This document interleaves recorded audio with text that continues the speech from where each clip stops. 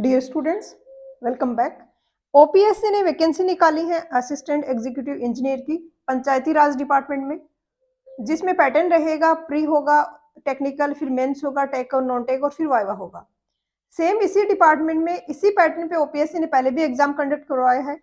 वो advertisement number था 04/20/2021 year. इसका एग्जाम हुआ। तो अभी के एग्जाम के लिए अगर हमें पैटर्न, क्वेश्चंस का लेवल वगैरह देखना हो, समझना हो, तो हमारे लिए सबसे रिलेवेंट इन्फॉर्मेशन है कि हम वो वाला क्वेश्चन पेपर देखें। तो आज के हम पेपर इस लेक्चर में हम ये क्वेश्चन पेपर को सोल्व करेंगे। इसी के साथ ये क्वेश्चन है, ये कौन सी स्टैंडर्ड बुक से पूछे गए हैं वो भी मैंने फाइंड आउट करके यहाँ पर मेंशन किया है। क्वेश्चंस हैं वो मैक्सिमम आर एंड गुप्ता के हैं, जैसा कि उड़ीसा में ट्रेंड रहता है मोस्टली ऑफलाइन एग्जाम्स में। यहाँ पर स्टार्टिंग में 10 क्वेश्चंस हैं जो इंजीनियरिंग मैकेनिक्स के हैं, तो वो गुप्ता एंड गुप्ता में अप्लाइड मैकेनिक्स वाले चैप्टर से नहीं लिए गए हैं। तो स्टार्टिंग के 10 क्वेश्चंस के सोर्सेज में आइडेंटिफाई नहीं कर पाई हूँ। आगे के क्वेश्चंस का मैंने मेंशन किया है, मैंने क्वेश्चन नंबर भी प्रॉपर मेंशन किया है ताकि आप वेरीफाई भी कर पाओ। अब यहाँ पर मैं एक डिस्क्लेमर देना चाहूंगी। मैं यहाँ पर ये बता रही हूँ कि आरगोर एंड गुप्ता के क्वेश्चंस पूछे गए हैं, तो ये मेरा मतलब बिल्कुल नहीं है कि आप आरगोर और गुप्ता को रट्टा मार के चले जाओ एग्जाम में। आपको चीजें समझनी है, क्वेश्चंस प्रैक्टिस करने हैं। हर एक एग्जाम में दोनों चीजें करनी होती हैं, बट क्वेश्चन प्रैक्टिस अगर आप प्रॉपर सोर्स से करोगे, जिससे क्वेश्चंस पूछे जाते हैं आपके एग्जाम में, तो आपकी एक तो प्रोबेबिलिटी बढ़ जाती है कि आपको एग्जाम में हो सकता है देखे हुए क्वेश्चंस मिल जाएं, क्योंकि एक तो आप मान लिया एसएससी जेईई पीवाईक्यू से प्रैक्टिस कर रहे हो, आर अगोर से कर रहे हो, क्वेश्चंस आपके डायरेक्टली एग्जामिनर आर अगोर से ले रहे हैं। तो जो एसएससी जेईई पीवाईक्यूज प्रैक्टिस करके आया है उस स्टूडेंट्स को नए क्वेश्चन फेस करने को मिलेंगे, आरगोर वाले को सेम क्वेश्चन मिलेंगे। इसमें एक तो ये बेनिफिट होता है कि नंबर ऑफ अटेम्प्ट और एक्यूरेसी दोनों ही बढ़ जाता है अगर आपके क्वेश्चन पहले देखे हुए हैं। दूसरा सबसे ज्यादा क्रिटिकल फैक्टर ये रहता है कि काफी सारे डेटा बेस्ड क्वेश्चन हैं। अब बुक्स में इतना ज्यादा अनलिमिटेड डेटा दिए है, आप सारा तो याद नहीं रख सकते, तो क्वेश्चंस में जो जो डेटा आता है वो आपको याद रख लेना चाहिए। अब आर अगोर के क्वेश्चंस में कुछ डेटा बेस्ड क्वेश्चंस हैं जो पूछ लिए हैं यहाँ पर, और वो इतने कॉमन भी नहीं है। तो ऐसे में प्रॉपर सोर्स से आपने प्रैक्टिस की है तो आपका वो स्कोर है उसमें काफी डिफरेंस देखने को मिलेगा। डिफरेंस ये है कि अगर आप मान लिया कट ऑफ जा रही है 80, आप क्या रहे 70, आप बहुत आसपास थे, बट वो 10 मार्क्स आपके लिए बहुत क्रूशियल हो गए। इसमें यहाँ पर आपको ये लीड मिलेगी, है जो आपको अच्छा स्कोर मिलेगा, जो लास्ट का मार्जिन होता है जिसमें बहुत डिफिकल्ट होता है स्कोर करना कट ऑफ के आसपास, उसमें आपको बहुत हेल्प मिलेगी अगर आपने प्रॉपर सोर्सेज से प्रैक्टिस की है। तो पेपर के लेवल की अगर बात करूँ तो बहुत ही ज्यादा इजी लेवल के क्वेश्चंस हैं। ऑलमोस्ट मैं कह सकती हूँ 80% क्वेश्चंस हैं वो इजी हैं, 20% थोड़े थोड़े कैलकुलेटिव हो सकते हैं। कट ऑफ की अगर बात करें तो ओपीएससी ने नंबर ऑफ कैंडिडेट्स फाइनल नहीं किए कि हाँ सीट है तो इसका 5 टाइम्स या 10 टाइम्स कैंडिडेट्स हम अलाउ करेंगे। उन्होंने ऐसे किया कि अपनी तरफ से कट ऑफ डिसाइड कर दी। जैसे इस क्वेश्चन पेपर की उन्होंने कट ऑफ रखी थी 40%, प्री के पेपर की कट ऑफ रखी थी 40%। जनरल की मैं बात कर रही हूँ, कैटेगरी वालों के लिए तो और भी कम थी। देन जिन्होंने क्वालिफाई किया उनको फिर मेंस के लिए बुलाया गया। तो स्टार्ट करते हैं क्वेश्चन पेपर। इसकी पीडीएफ अगर आप चाहते हो डाउनलोड करना तो नीचे मैं कमेंट्स में पिन करके मेरे टेलीग्राम चैनल का नंबर लिंक डाल दूंगी, वहां से आप डाउनलोड कर सकते हो। फर्स्ट क्वेश्चन में दिया है कि मैक्सिमम फ्रिक्शनल फोर्स जो होगा, एक बॉडी है जस्ट अबाउट टू स्लाइड, दूसरी बॉडी के ऊपर से स्लाइड कर रही है, तो जस्ट अबाउट टू स्लाइड है तो मैक्सिमम फ्रिक्शनल फोर्स उस टाइम क्या होगा। तो फ्रिक्शन में क्या होता है, जैसे जैसे हम फोर्स बढ़ाते हैं तो फ्रिक्शन में क्या होता है कि जैसे कि ये बॉडी यहाँ पर रखी हुई है, हाँ ये बॉडी रखी हुई है, ये किसी सरफेस पे रखी हुई है, आप इसको मूव करवाना चाहते हो, आप ग्रेजुअली फोर्स बढ़ा रहे हो, फ्रिक्शन भी बढ़ रहा है। फ्रिक्शन फोर्स क्या होता है, ये अगर एन है तो म्यू इंटू एन होता है फ्रिक्शन फोर्स, बट वो हमेशा म्यू इंटू एन इक्वल ही नहीं लग रहा होता है। आप जितना फोर्स लगाते हो उतना ही फ्रिक्शन फोर्स बढ़ता जाता है, बढ़ता जाता है। एक पॉइंट पे ये मैक्सिमम पे पहुंचता है, उससे भी ज्यादा अगर आपने फोर्स लगाया तो ये स्लाइड करना स्टार्ट कर देता है। बट ये जब स्लाइड कर रहा होता है तो मैक्सिमम वाले फोर्स से कम फ्रिक्शन मिल रहा होता है। यहाँ पर अगर हम ग्राफ प्लॉट करें अप्लाइड फोर्स और फ्रिक्शन के बीच में, तो क्या होगा, जैसे जैसे अप्लाइड फोर्स बढ़ा रहे हैं, फ्रिक्शन बढ़ रहा है, एक पॉइंट पे मैक्सिमम होता है जिसको हम बोलते हैं लिमिटिंग फ्रिक्शन। उसके बाद मूवमेंट स्टार्ट हो जाता है, और मूवमेंट स्टार्ट हो रहा है, मूवमेंट हो रहा है, तो मूवमेंट हो रहा है उस पोजीशन में जो फ्रिक्शन फोर्स है वो लिमिटिंग वाले से कम होता है। क्वेश्चन में हमसे मैक्सिमम वाला पूछा है यहाँ पर, तो वो होगा limiting friction, option C. Question number second में दिया है कि दो बॉल्स हैं, इक्वल उनका मास है, परफेक्टली इलास्टिक मटेरियल की बनी हुई हैं, फ्लोर पे लाई कर रही हैं। एक बॉल है, उसको v वेलोसिटी अगर दी गई है और वो स्ट्राइक करी है सेकंड बॉल को, तो दोनों बॉल हैं वो स्ट्राइक के बाद में एक साथ ट्रेवल करेंगी, मूव करेंगी आगे। तो वेलोसिटी क्या होगी उन बॉल्स की स्ट्राइक करने के बाद में? तो ये क्वेश्चन होगा मोमेंटम कंजर्वेशन के प्रिंसिपल से, कि एक्सटर्नल हमने कोई फोर्स नहीं लगाया है, तो जो मोमेंटम है m इंटू वी वो कंजर्व रहेगा। तो स्ट्राइक से पहले मोमेंटम था, एक m मास की बॉल का v था वेलोसिटी, तो मोमेंटम mv हो गया। दूसरी m मास की बॉल की वेलोसिटी 0 है, तो m इंटू 0 हो गया। स्ट्राइक के बाद में टोटल मास हो गया m प्लस m। वेलोसिटी को रिप्रेजेंट करते हैं v डैश से। v डैश यहाँ पर आएगा अब m upon 2m into we, तो ये v/2 आ जाएगा। तो जब ये स्ट्राइक करेंगी, जैसे एक बॉल है, दूसरी बॉल v वेलोसिटी से आके इसको स्ट्राइक करेगी, उसके बाद ये दोनों बॉल्स एक साथ ट्रेवल करेंगी v/2 वेलोसिटी से, तो यहाँ पर b आएगा आंसर। क्वेश्चन नंबर थर्ड में दिया है कि कोई बॉडी है वो n rpm से रोटेट कर रही है, उसकी एंगुलर वेलोसिटी क्या होगी? आरपीएम क्या होता है? रिवॉल्यूशन पर मिनट, मतलब कितने चक्कर लगा रही है वो एक मिनट में। आप अज्यूम कर सकते हो, कोई पंखे को अज्यूम कर सकते हो जो घूमता रहता है, इस तरीके से उसमें मूवमेंट होती है। तो वो n आरपीएम मतलब 60 सेकेंड्स में वो n नंबर ऑफ रिवॉल्यूशंस कर रहा है। जैसे कि लीनियर वेलोसिटी होता है distance travelled by time, same वैसे ही एंगुलर वेलोसिटी होगा एंगुलर जो मूवमेंट हुआ है डिवाइडेड बाय टाइम जो रोटेशन हुआ है। अब यहाँ पर हमें पता है कि 60 सेकेंड्स में n आरपीएम हो, n रिवॉल्यूशंस हो रहे हैं। एक कोई बॉडी जैसे कि ऐसे है कोई पंखा, ये एक रिवॉल्यूशन पूरा कर लेगा, ये फर्स्ट नंबर की ये थी फैन में, ये है, ये घूम के पूरा वापस यहीं आ जाएगा, तो एक रिवॉल्यूशन पूरा करेगा, उसमें ये कितना एंगल ट्रेवल करेगा? 360 का। रेडियन में पूछा है तो हम 2 पाई लिखेंगे 360 की जगह। तो n रिवॉल्यूशंस में कितना एंगुलर मोमेंट होगा? n इंटू 2 पाई। n इंटू 2 पाई कितने टाइम में कर रहा है? 60 सेकेंड्स में, तो 60 से हम डिवाइड कर देंगे यहाँ पर, तो ये n pi 2 pi n divided by 60 सी आ जाएगा answer. Theta divided by T करेंगे यहाँ पर। क्वेश्चन नंबर फोर्थ में दिया है कि वेलोसिटी रेशियो क्या होगा एक डिफरेंशियल पुली ब्लॉक का, अगर उसका डायमीटर d है लार्जर वाली का और स्मॉल d है स्मॉलर वाली पुली का। तो यहाँ पर आंसर ऑप्शन सी होगा। इंजीनियरिंग मैकेनिक्स के यहाँ पर भी इजी लेवल के ही क्वेश्चन पूछे गए हैं बाकी सब्जेक्ट के जैसे, बट हो सकता है आप लोगों में काफ़ी सारे स्टूडेंट्स के लिए नया सब्जेक्ट हो और आप नहीं कर पा रहे हो क्वेश्चन, आपको इस सब्जेक्ट पे बिल्कुल भी कुछ नहीं आता है, और आपको अगर कंटेंट कहीं मिल रहा है तो अच्छी बात है, नहीं मिल रहा है तो आप नीचे कमेंट करके मुझे बता सकते हो। मेरे लिए ये एरिया ऑफ इंटरेस्ट है, मुझे अच्छा लगता है ये सब्जेक्ट, तो मैं जो भी आपका सिलेबस में होगा, जो भी टॉपिक्स जिन टॉपिक्स से क्वेश्चंस पूछे जाते हैं, जो टॉपिक्स इंपॉर्टेंट हैं आपके एग्जाम पॉइंट ऑफ व्यू से, उन सबको मैं कोशिश करूंगी कि एक लेक्चर में कवर करवा दूं। क्वेश्चन नंबर फोर्थ है नेक्स्ट, इसमें दिया है कि एक रबर की बॉल है जो कि ड्रॉप की गई है 2 मीटर की हाइट से, इसमें कोई लॉस नहीं हो रहा है अगर रिबाउंडिंग पे, तो बॉल किस हाइट तक जाएगी? तो क्या होता है, बॉल है वो, ये फ्लोर है, यहाँ से h हाइट पे है, उसमें कुछ एनर्जी है, ये यहाँ पे टकराएगी और वापस से ऊपर जाएगी। अगर कुछ भी नहीं लॉस हो रहा है तो ये सेम उसी हाइट तक वापस जाएगी, क्योंकि इसकी एनर्जी तो कंजर्व रहेगी, कोई लॉस हो नहीं रहा है। तो अगर ये यहाँ पर है तो इसमें एनर्जी है, कुछ काइनेटिक एनर्जी की फॉर्म में है, ऊपर से नीचे गिर रही है, तो यहाँ पर जो इसमें स्टैटिक एनर्जी थी, पोटेंशियल एनर्जी थी, वो काइनेटिक एनर्जी के टर्म में कन्वर्ट हो गई, यहाँ टकरा के वापस ऊपर जाएगी, तो वापस से 2 मीटर की हाइट तक जाएगी। बट रियल सिनेरियो में ऐसा नहीं होता, आपने बॉल को थ्रो करके देखा होगा, एक्चुअल में लॉसेज होते हैं, कुछ बॉल नीचे टकराती है तो फ्रिक्शन के कारण होते हैं, एयर है उसके रेजिस्टेंस के कारण, फ्रिक्शन के कारण लॉसेज होते हैं। इस कारण जब हम बॉल को थ्रो करते हैं, नीचे गिराते हैं, तो बॉल है वो जिस हाइट से गिराई गई है उससे कम हाइट तक ही जा पाती है, नेक्स्ट में और भी कम जा पाती है और ऐसे करते करते उसकी मूवमेंट रुक जाती है। बट यहाँ पर दिया है कि कोई लॉस नहीं हो रहा है, तो बी होगा 2 मीटर।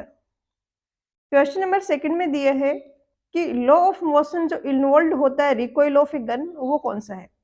तो 3 लॉ है न्यूटन्स के। फर्स्ट कहता है कि अगर कोई एक्सटर्नल फोर्स नहीं लग रहा है तो वेलोसिटी है वो कांस्टेंट रहेगी। अगर रुकी हुई है कोई बॉडी तो रुकी ही रहेगी। एक वेलोसिटी v से ट्रेवल कर रही है तो वेलोसिटी v ही रहेगी। लॉ 2 कहता है कि F इक्वल होगा ma के, मतलब F अगर फोर्स लगाया है तो F डिवाइडेड बाई m जितना एक्सेलरेशन आएगा और वो उसकी वेलोसिटी को चेंज करेगा। लॉ 3 कहता है कि कोई भी एक्शन है उसका एक रिएक्शन होता है।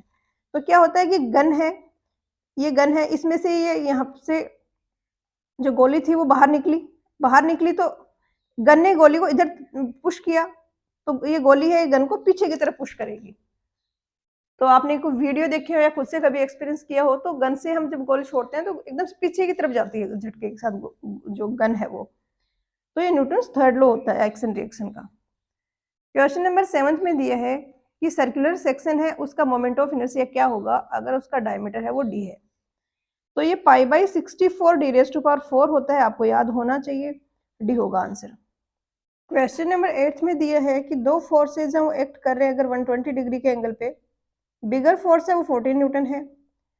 तो स्मॉलर फोर्स क्या होगा अगर जो रिजल्टेंट है वो स्मॉलर फोर्स के साथ में 90 डिग्री का एंगल बना रहा है। तो एक तो रिजल्टेंट की ये इक्वेशन होती है p² + q² + 2pq cos theta 2pq cos theta. दूसरी होती है tan alpha will be equal to p sin theta upon q plus p cos theta. Theta यहाँ पे दोनों एंगल्स के बीच का, दोनों फोर्सेस के बीच का एंगल ये थीटा है, और अगर ये रिजल्टेंट ऐसे जा रहा है तो ये अगर q है तो ये एंगल है ये अल्फा है। अब tan 90 की वैल्यू होगी इनफाइनाइट होगी, मतलब डिनोमिनेटर वाली टर्म 0 होगी, तो q plus p sin theta will be equal to 0। और यहाँ पर हमें p की वैल्यू पता है, p है वो लार्जर वाला फोर्स है वो 14 न्यूटन है और थीटा की वैल्यू 120 है। तो q यहाँ पर आ जाएगा -p sin थीटा, और आप यहाँ पे वैल्यू रखोगे sin थीटा की जो कि है 120, तो ये p/2 आ जाएगा, ऑप्शन ए करेक्ट होगा। क्वेश्चन नंबर 9 में दिया है कि कोई सिंपल हार्मोनिक मोशन हो रहा है कहीं पर, तो कोई इंस्टेंट ऑफ टाइम पर एक्सेलरेशन होगा, उसको हम ओमेगा और वाई की फॉर्म में कैसे डिनोट कर सकते हैं। यहाँ पर ओमेगा है वो एंगुलर वेलोसिटी है और वाई है वो डिस्प्लेसमेंट है। तो सिंपल हार्मोनिक मोशन में ये इक्वेशन होती है डिस्प्लेसमेंट की, ये आपको पता होनी चाहिए, याद रखना है, ओमेगा टी प्लस थीटा। अब वेलोसिटी आएगा dy/dt, तो इसको हम डिफरेंशिएट करेंगे तो a का तो a ही रह जाएगा, कांस्टेंट है, साइन का हो जाएगा cos omega T plus theta minus omega into omega, क्योंकि ओमेगा टी का भी हम डिफरेंशिएट करेंगे, और a आ जाएगा, a cos का अब माइनस साइन होगा, minus sign omega T plus theta into omega. तो ये इक्वेशन आई यहाँ पर, एक ओमेगा यहाँ पहले से था, एक ओमेगा और आएगा, क्योंकि फिर से हम ओमेगा टी का करेंगे तो ओमेगा से मल्टीप्लाई करेंगे। तो ये यहाँ पर क्या इक्वेशन बनेगी, minus A sine omega T plus theta into omega square. अब इसको अगर मैं वेलोसिटी लिखूं इस वाली टर्म को, तो ये मेरा एक्सेलरेशन आ जाएगा माइनस ओमेगा स्क्वायर वाई। तो यहाँ पर माइनस तो किसी इक्वेशन में दिया नहीं है, बट मैथमेटिकली देखा तो फिर बी है वो करेक्ट आंसर होगा।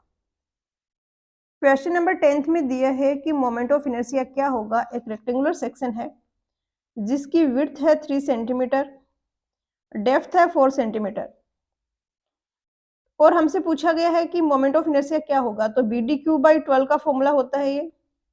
B की वैल्यू यहाँ पर आप रखोगे 3dQ रखोगे 4 × 3 डिवाइडेड बाई 12, तो ये 4 हो गया, ये ऊपर आ जाएगा 4 × 4 16 सेंटीमीटर ⁴ सी होगा आंसर।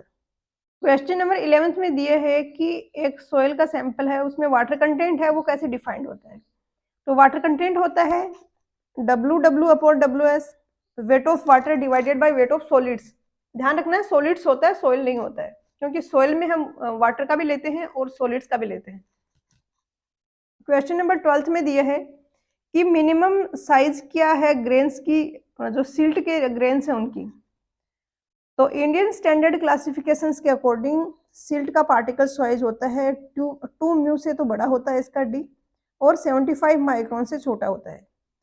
तो 2 म्यू को हम लिख सकते हैं 2 इंटू 10⁻³ mm, तो ये 0.002 आएगा यहाँ पर, बी आएगा आंसर। और 75 माइक्रोन तक सिल्ट ही रहेगा। 75 माइक्रोन से 4.75 mm तक अगर है तो वहां पर फिर सैंड होगा। 4.75 से 80 तक ग्रेवल होगा, और जो भी 2 माइक्रोन से छोटे हैं उनको हम बोलते हैं क्ले। क्वेश्चन नंबर 13 में दिया है कि ग्रेवल और सैंड है वो क्या है। तो ग्रेवल और सैंड कोर्स ग्रेन्ड सॉइल्स की कैटेगरी में आते हैं, और कोर्स ग्रेन्ड सॉइल्स में कोहेसन नहीं होता है, ये non cohesive coarse grained soil होंगी। क्वेश्चन नंबर 14 में पूछा है कि settlement at any time T to the final settlement, इनका रेशियो है, इसको क्या बोलते हैं। तो डिग्री ऑफ कंसोलिडेशन है, ये रिप्रेजेंट करता है कि कितना कंसोलिडेशन अचीव हो चुका है, कितना भी और होना है। कोफिशिएंट ऑफ कंसोलिडेशन को हम CV से डिनोट करते हैं, तो यहाँ पर बी होगा आंसर। क्वेश्चन नंबर 15 में दिया है कि टर्जागी थ्योरी है, उसके according net ultimate bearing capacity है क्ले के लिए क्या होगी। अल्टीमेट बेरिंग कैपेसिटी की टर्जागी ने ये इक्वेशन दी थी, CnC + QnQ + gamma n gamma. Clay है वो एक कोहेसिव सॉइल है, और उसके लिए जो n गामा की वैल्यू है वो 0 हो जाती है, तो ये वाली टर्म कट गई, और nq की वैल्यू क्ले के लिए होती है 1। तो इक्वेशन बनी CnC + Q।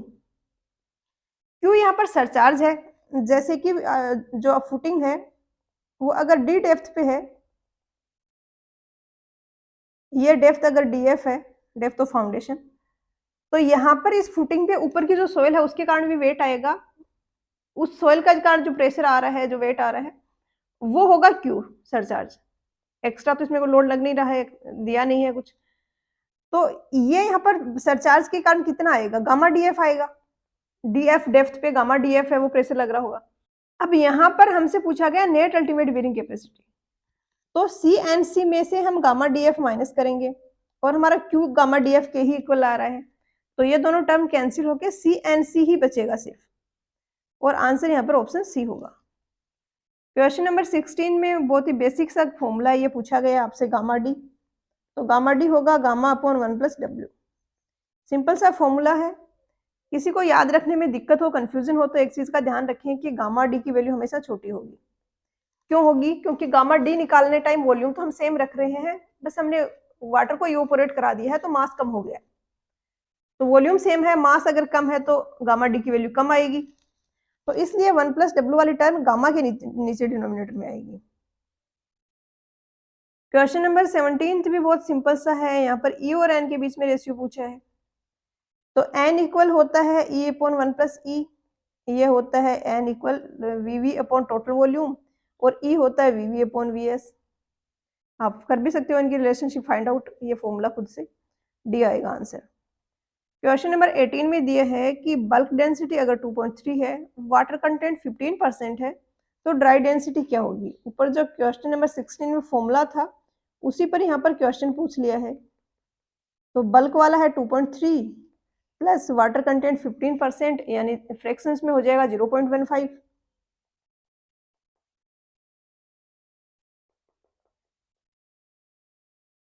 टू आ जाएगा आंसर, जो कि दिया है ऑप्शन सी में।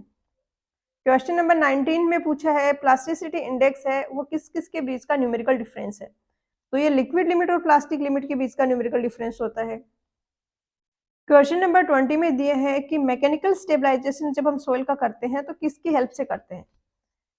तो एक तो केमिकल स्टेबलाइजेशन होता है, जिसमें हम कोई केमिकल ऐसा ऐड करते हैं जिसके कारण सोइल के में रिएक्शंस होते हैं केमिकल के साथ में, और उसकी प्रॉपर्टीज हैं वो एनहांस होती हैं। दूसरा मैकेनिकल स्टेबलाइजेशन होता है जिसमें मिक्सिंग की जाती है, एक टाइप की सोइल है उसके साथ में दूसरी टाइप की सोइल को हम मिक्स करके उससे प्रॉपर्टीज को एनहांस करते हैं, जैसे सैंड और क्ले को मिक्स कर दिया। तो प्रॉपर अगर हम ग्रेडिंग कर रहे हैं तो वो भी एक मैकेनिकल स्टेबलाइजेशन ही है, क्योंकि हर पार्टिकल साइज के पार्टिकल्स होंगे वहां पे, तो वो अच्छे से कॉम्पैक्ट होंगी, स्ट्रेंथ हमें ज्यादा मिलेगी। तो डी आएगा यहाँ पर आंसर। क्वेश्चन नंबर 21 में दिया है कि लोड W है, वो मूव कर रहा है लेफ्ट टू राइट एक सिंपली सपोर्टेड बीम में, जिसका स्पैन है वो L है, मैक्सिमम बेंडिंग मोमेंट है वो 0.4 L डिस्टेंस पर क्या होगा। तो ये जैसे सिंपली सपोर्टेड बीम है, ये है, यहाँ से 0.4 L डिस्टेंस पर हमसे मैक्सिमम बेंडिंग मोमेंट पूछा गया है इस सेक्शन में। अगर सिंपली सपोर्टेड बीम में हमें एब्सोल्यूट मैक्सिमम बेंडिंग मोमेंट चाहिए होता है तो हम लोडिंग को सेंटर पे प्लेस करते हैं, किसी दूसरे सेक्शन पे चाहिए तो लोडिंग को वहां प्लेस करेंगे। तो हम लोडिंग को यहाँ पर रखेंगे मैक्सिमम बेंडिंग मोमेंट के लिए, W लोडिंग है यहाँ पर लग रही है। अब इसका मैग्नीट्यूड क्या होगा, इसके लिए हम पहले तो निकालते हैं रिएक्शंस RA RB,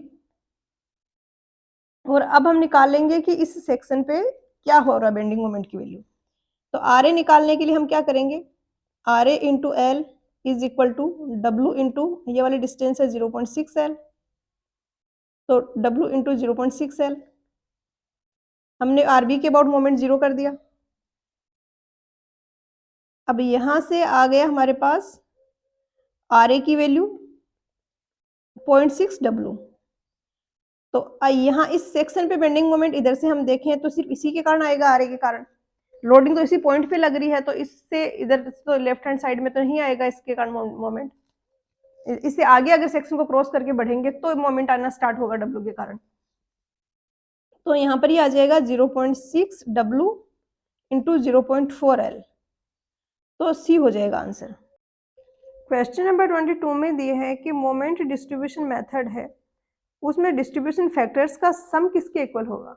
बहुत ही सिंपल सी चीज है, आपको अगर पता है डिस्ट्रीब्यूशन फैक्टर, तो डिस्ट्रीब्यूशन फैक्टर इक्वल होता है stiffness of A member. Stiffness of A member, जैसे कि एक यहाँ पर जॉइंट है, इस पे ये एक 1 मेंबर है, एक 2 मेंबर है, एक 3 मेंबर है, 3 मेंबर अगर यहाँ पर आ रहे हैं तो ये इक्वल होगा। फर्स्ट मेंबर के लिए डिस्ट्रीब्यूशन फैक्टर होगा K1 upon sigma K, sigma K यानी सारी K है उनका सम, तो यह होगा K1 plus K2 plus K3। इसी तरीके से डिस्ट्रीब्यूशन फैक्टर 2 के लिए होगा, 2 के लिए होगा K2 upon K1 plus K2 plus K3। 3 के लिए K3 upon K1 plus K2 plus K3 होगा। तो तीनों को सम करेंगे तो क्या हो गया, ऊपर K1 plus K2 plus K3 आ रहा है, नीचे भी K1 plus K2 plus K3 आ रहा है, तो 1 हो जाएगा, C होगा आंसर। और आप इसको ऐसे भी समझ सकते हैं कि डिस्ट्रीब्यूशन फैक्टर सिर्फ ये बताते हैं हमें कि अगर इस जॉइंट पर मैं मोमेंट M लगाती हूँ तो कौन सा मेंबर कितना लोड कितना लेगा, उसमें से जो मोमेंट है वो, तो सारे मिला के कितना मोमेंट लेंगे, M लेंगे, तो सारों का डिस्ट्रीब्यूशन फैक्टर्स का सम होगा वो 1 होगा। क्वेश्चन नंबर 23 में दिए है कि एक यूनिफॉर्मली डिस्ट्रीब्यूटेड लोड है, ये longer than the span of the girder है, मूव कर रहा है लेफ्ट टू राइट, तो maximum bending moment mid section पे कब अकर होगा। तो अगर लॉन्गर देन द स्पान अगर है लोडिंग UDL है, तो उस केस में पहले तो UDL के केस में बेंडिंग मोमेंट का डायग्राम बनता है, वो कुछ ऐसा बनता है पैराबोलिक। अब इसमें मैक्सिमम हमें बेंडिंग मोमेंट तब मिलेगा जब पूरा का पूरे स्पान पे लोडिंग आ रही है।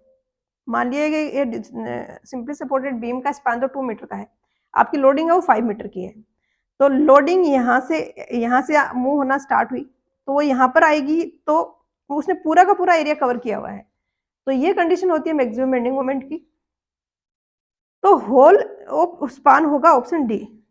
क्वेश्चन नंबर 24 में दिया है कि डिग्री ऑफ स्टैटिक इनडिटरमिनेंसी है एक रिजिड जॉइंटेड प्लेन फ्रेम के लिए क्या होगा अगर उसमें 15 मेंबर्स हैं, 3 रिएक्शन कंपोनेंट हैं और 14 जॉइंट्स हैं।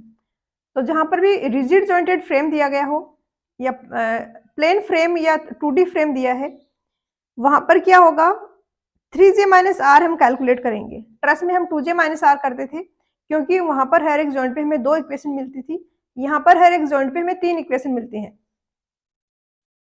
तो हर एक जॉइंट पे 3 इक्वेशन कौन सी होंगी, सिग्मा H 0 है, सिग्मा V 0 है, और ये रिजिड जॉइंट है तो मोमेंट को भी रेजिस्ट करेगा, तो sigma M is equal to भी 0 होगा। तो 3J माइनस आर आप कैलकुलेट करोगे तो 14 इंटू 3 माइनस 3, 42 माइनस 3 यानी 39 आपके पास इक्वेशंस हैं। अननोन्स कितने हैं आपके पास? अगर रिजिड फ्रेम है, रिजिड जॉइंटेड फ्रेम है या सिंपल फ्रेम लिखा है, 2D में है, तो हर एक मेंबर में 3 फोर्सेज होंगे, 3 रिएक्शंस होंगे, मोमेंट और फोर्सेज वगैरह मिला के। अब यहाँ पर 39 तो हमारे पास इक्वेशन है, हर एक मेंबर में 3 अननोन है जो हमें निकालने हैं, तो 15 मेंबर में अननोन्स हो गए 45, नंबर ऑफ इक्वेशन है 39, तो स्टैटिक इनडिटरमिनेंट से आ जाएगी 45 में से घटाएंगे तो सी आ जाएगा आंसर। क्वेश्चन नंबर 25 में दिया है कि 2 बार हैं, डिफरेंट मटेरियल की बनी हुई है, साइज है वो सेम है और एलोंगेशन उनमें है वो 2:5 है, और पूछा है कि modulus of elasticity of the 2 materials का रेशियो क्या होगा। तो डेल्टा इक्वल होता है PL/AE के। यहाँ पर डिफरेंट मटेरियल की है तो ई डिफरेंट होगा, subjected to same tensile force, तो पी भी सेम है, ए भी सेम है, एल भी सेम है, मतलब डेल्टा प्रोपोर्शनल है 1/E के। तो delta 1 delta 2 will be equal to E2/E1, और हमें E1/E2 दिया 2.5, तो ये 2/5, तो ये इक्वल आ जाएगा 5/2 के, बी होगा आंसर। क्वेश्चन नंबर 26 में दिया है कि शियर फोर्स डायग्राम क्या होगा एक कैंटिलीवर बीम का जिसकी लेंथ है वो L है और उसमें ग्रेजुअली वेरिंग लोड लग रहा है इस तरीके से कि यहाँ पर लोड की इंटेंसिटी 0 है और यहाँ पर W है, यहाँ पर W है। तो अब इसका शियर फोर्स डायग्राम हमें बनाना है, तो हम इक्वेशन लिखेंगे x डिस्टेंस पे शियर फोर्स की। x डिस्टेंस पे शियर फोर्स किसके इक्वल होगा? जो लोडिंग है उसी के इक्वल होगा, कोई रिएक्शन तो आ नहीं रहे यहाँ पर। तो इस सेक्शन पे लोडिंग क्या इसके इक्वल होगा? जो इस लोडिंग डायग्राम का एरिया है उसके इक्वल। लेकिन यहाँ पर लोड इंटेंसिटी क्या है ये हमें नहीं पता, तो हम ये निकालेंगे। W लोड इंटेंसिटी इंक्रीज हो रही है L में, तो X में इतनी हो जाएगी। तो ये ऑर्डिनेट यहाँ पर जो है, ये वाली जो ऑर्डिनेट है ये आ गई है WL इंटू एक्स, और ये वाली जो ऑर्डिनेट है X, तो इस ट्राइंगल का आप एरिया निकाल सकते हो, वही लोडिंग के इक्वल होगा 1/2 इंटू एक्स इंटू WX/L, ये इक्वल आ जाएगा WX² के, ये इक्वल होगा शियर फोर्स के। तो अब x² की प्रोपोर्शनल है तो पैराबोलिक कर्व होगा ये। क्वेश्चन नंबर 27 में दिए है कि एक सिंपली सपोर्टेड बीम है जिस पर एक वेरिंग लोड लग रहा है जिसकी इंटेंसिटी एक एंड पे 0 है और दूसरे एंड पे W है। अगर बीम की लेंथ अल्फा है तो मैक्सिमम बेंडिंग मोमेंट क्या होगा ये पूछा है। तो सबसे पहले तो कहाँ आकर होगा मैक्सिमम बेंडिंग मोमेंट, हमें वो लोकेशन चाहिए ताकि हम वहां पर बेंडिंग मोमेंट फाइंड आउट कर पाए। अब लोकेशन हम कैसे फाइंड आउट करेंगे? हमें पता है कि SF इक्वल होता है dm/dx, यानी जहां पे m की वैल्यू मैक्सिमम होगी वहां पे SF की वैल्यू 0 होगी। तो हम पहले वो लोकेशन फाइंड आउट करेंगे जहां पर शियर फोर्स 0 है और फिर वहां का बेंडिंग मोमेंट निकालेंगे। तो थोड़ा सा एक्स्ट्रा स्पेस चाहिए होगा, तो ब्लैंक पेज पे करते हैं।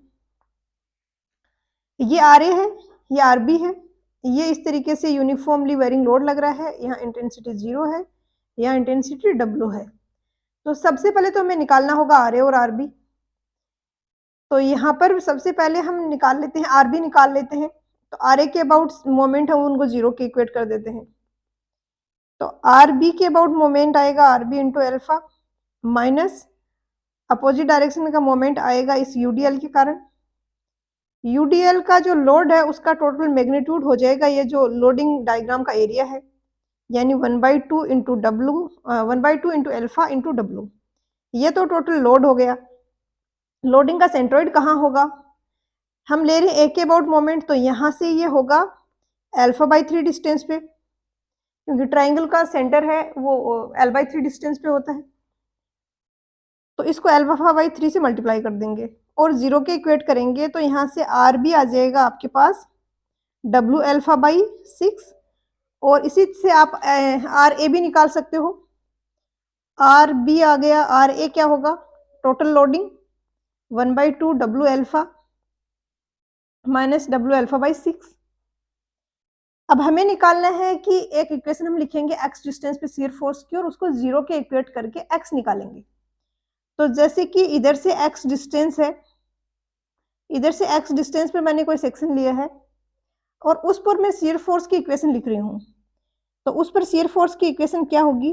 आर बी के कारण जो शियर फोर्स आ रहा है डब्ल्यू अल्फा बाई 6 माइनस ये जो लोडिंग डायग्राम है इसका एरिया, तो 1/2 इंटू एक्स इंटू डब्ल्यू डेस। डब्ल्यू डेस क्या है? एक्स डिस्टेंस पे लोडिंग इंटेंसिटी। तो अल्फा डिस्टेंस में लोडिंग इंटेंसिटी इंक्रीज हो रही है डब्ल्यू से, एक में होगी डब्ल्यू बाई अल्फा और एक्स में होगा मल्टीप्लाई बाई एक्स। तो ये डब्ल्यू डेस इक्वल आ गया इसके, ये W upon alpha into x ये हो गया। इसको हम जीरो के इक्वेट करेंगे, तो यहाँ पे W alpha upon 6 will be equal to W upon alpha into x square by 2। ये क्या था यहाँ पे 6, तो डब्ल्यू से तो डब्ल्यू कैंसिल हो गया और यहाँ पर आ जाएगा equal x square is equal to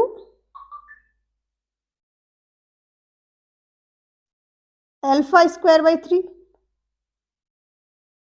इस इक्वेशन से हम सॉल्व करेंगे तो ये अल्फा स्क्वायर आ जाएगा, ये 2 से 3 टाइम्स कैंसिल हो जाएगा, तो X square is equal to alpha square यानी X is equal to alpha by √3।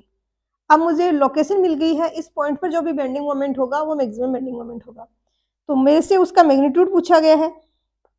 तो हम अब आगे एम के लिए इक्वेशन लिखेंगे।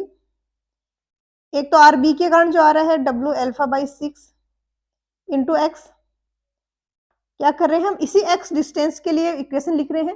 पहले मैं एक्स की फॉर्म में इक्वेशन लिख देती हूँ, फिर एक्स की जगह मैं एल बाई √3 रख दूंगी, इंटू एक्स माइनस यूडीएल के कारण जो आ रहा है W upon alpha into x, ये तो लोडिंग इंटेंसिटी हो गई, इंटू 1/2 इंटू एक्स, ये टोटल लोड हो गया और डिस्टेंस हो जाएगी x बाई 3। x बाई 3 कैसे हुई? इस सेक्शन के अबाउट हम मोमेंट ले रहे हैं, तो यहाँ से x बाई 3 डिस्टेंस पे लोडिंग का सेंट्रोइड होगा। इसको अब करना है हमको कैलकुलेट, थोड़ा सा हम इसको सिंप्लीफाई कर लेते हैं। इस इक्वेशन में अगर यहाँ पे मैं डब्ल्यू एक्स बाई 6 बाहर ले लूँ तो अंदर क्या क्या बचेगा? एक इस पहले वाले में अल्फा बचेगा, दूसरे वाले में बचेगा एक्स स्क्वायर अपॉन 6 तो बाहर आ गया अपॉन अल्फा, इस वाली टर्म में 6 बाहर चला गया, एक x बाहर चला गया और w चला गया, तो ये बचा है। अब इसको मैं इस तरीके से भी लिख सकती हूँ बाई 6 और ये alpha square minus x square upon alpha. अब यहाँ पर x की वैल्यू हमें पता है कि l बाई √3 या अल्फा बाई √3 है, जो हमने यहाँ पे निकाली है, तो इसकी हम वैल्यू रखेंगे तो w alpha upon 6√3 minus alpha का square minus alpha square upon 3, √3 है तो ये 3 हो जाएगा अपॉन अल्फा। इसको शॉर्ट आउट करेंगे, सोल्व करेंगे तो 6√3, यहाँ पे ये अल्फा से इस अल्फा को हम कैंसिल कर देते हैं, अंदर आ जाएगा अल्फा स्क्वायर को बाहर अगर लेते हैं तो अंदर क्या आ जाएगा 1 माइनस 1/3, 1/3 इसको हम लिख सकते हैं डब्ल्यू अल्फा स्क्वायर इंटू 2/3 6√3, तो 2 से ये 3 हो जाएगा और ये डब्ल्यू अल्फा का स्क्वायर अपॉन 9√3 आ जाएगा, तो यहाँ पर आंसर ऑप्शन डी आ जाएगा, ये जो दिया है 9√3। क्वेश्चन नंबर 28 में दिया है कि एक कॉलम है जिसका वन एंड फिक्स्ड है अदर फ्री है, तो इक्विवेलेंट लेंथ क्या होगी? तो 12 होती है इस केस के लिए, ए होगा आंसर। क्वेश्चन नंबर 29 में दिया है कि एक सिंगल रोलिंग लोड है 8 किलो न्यूटन का, वो एक 15 मीटर स्पान पे रोल कर रहा है, तो एब्सोल्यूट मैक्सिमम बेंडिंग मोमेंट कहाँ पर आएगा? तो सिंपली सपोर्टेड बीम के केस में अगर पॉइंट लोड लग रहा है तो absolute maximum bending moment centre पे मिलेगा और वो तब मिलेगा जब सेंटर पे ही लोड हो, तो इस तरीके से बेंडिंग मोमेंट आता है इसका। अब यहाँ पर दिया है मैक्सिमम निकालना है, तो सेंटर पे हम 8 किलो न्यूटन का लोडिंग लगाएंगे, रिएक्शन सिमेट्रिक है तो 4 हो जाएंगे और इस सेक्शन पे बेंडिंग मोमेंट मैक्सिमम है, उसकी वैल्यू हो जाएगी 4 × 15 डिवाइडेड बाई 2, क्योंकि टोटल स्पैन 15 है तो ये वाली डिस्टेंस 15/2 होगी, तो ये 2 और ये आ जाएगा 30 kilo newton metre, option C. Question number 70 में दिया है कि एक सिंगल पॉइंट लोड W है, एक सिमेट्रिक 3 हिंज्ड पैराबोलिक आर्च है जिसका स्पैन एल है, उस पर वो मूव कर रहा है, तो मैक्सिमम सैगिंग बेंडिंग मोमेंट कहाँ पर अकर होगा, मतलब कितनी डिस्टेंस से अकर होगा, कितने डिस्टेंस पर अकर होगा एक एंड से। तो ये ऑब्जेक्टिव एग्जाम के लिए आपको याद ही रखना पड़ेगा। मैक्सिमम होगिंग वाला जो मोमेंट है वो कहाँ अकर होता है और सैगिंग वाला कहाँ होता है। इसका जो डायग्राम बनता है वो कुछ इस तरीके से बनता है। आर्च के केस में ऐसे बनेगा, ये है, ये बेंडिंग मोमेंट है पॉजिटिव वाला सैगिंग वाला, और ये बेंडिंग मोमेंट है होगिंग वाला।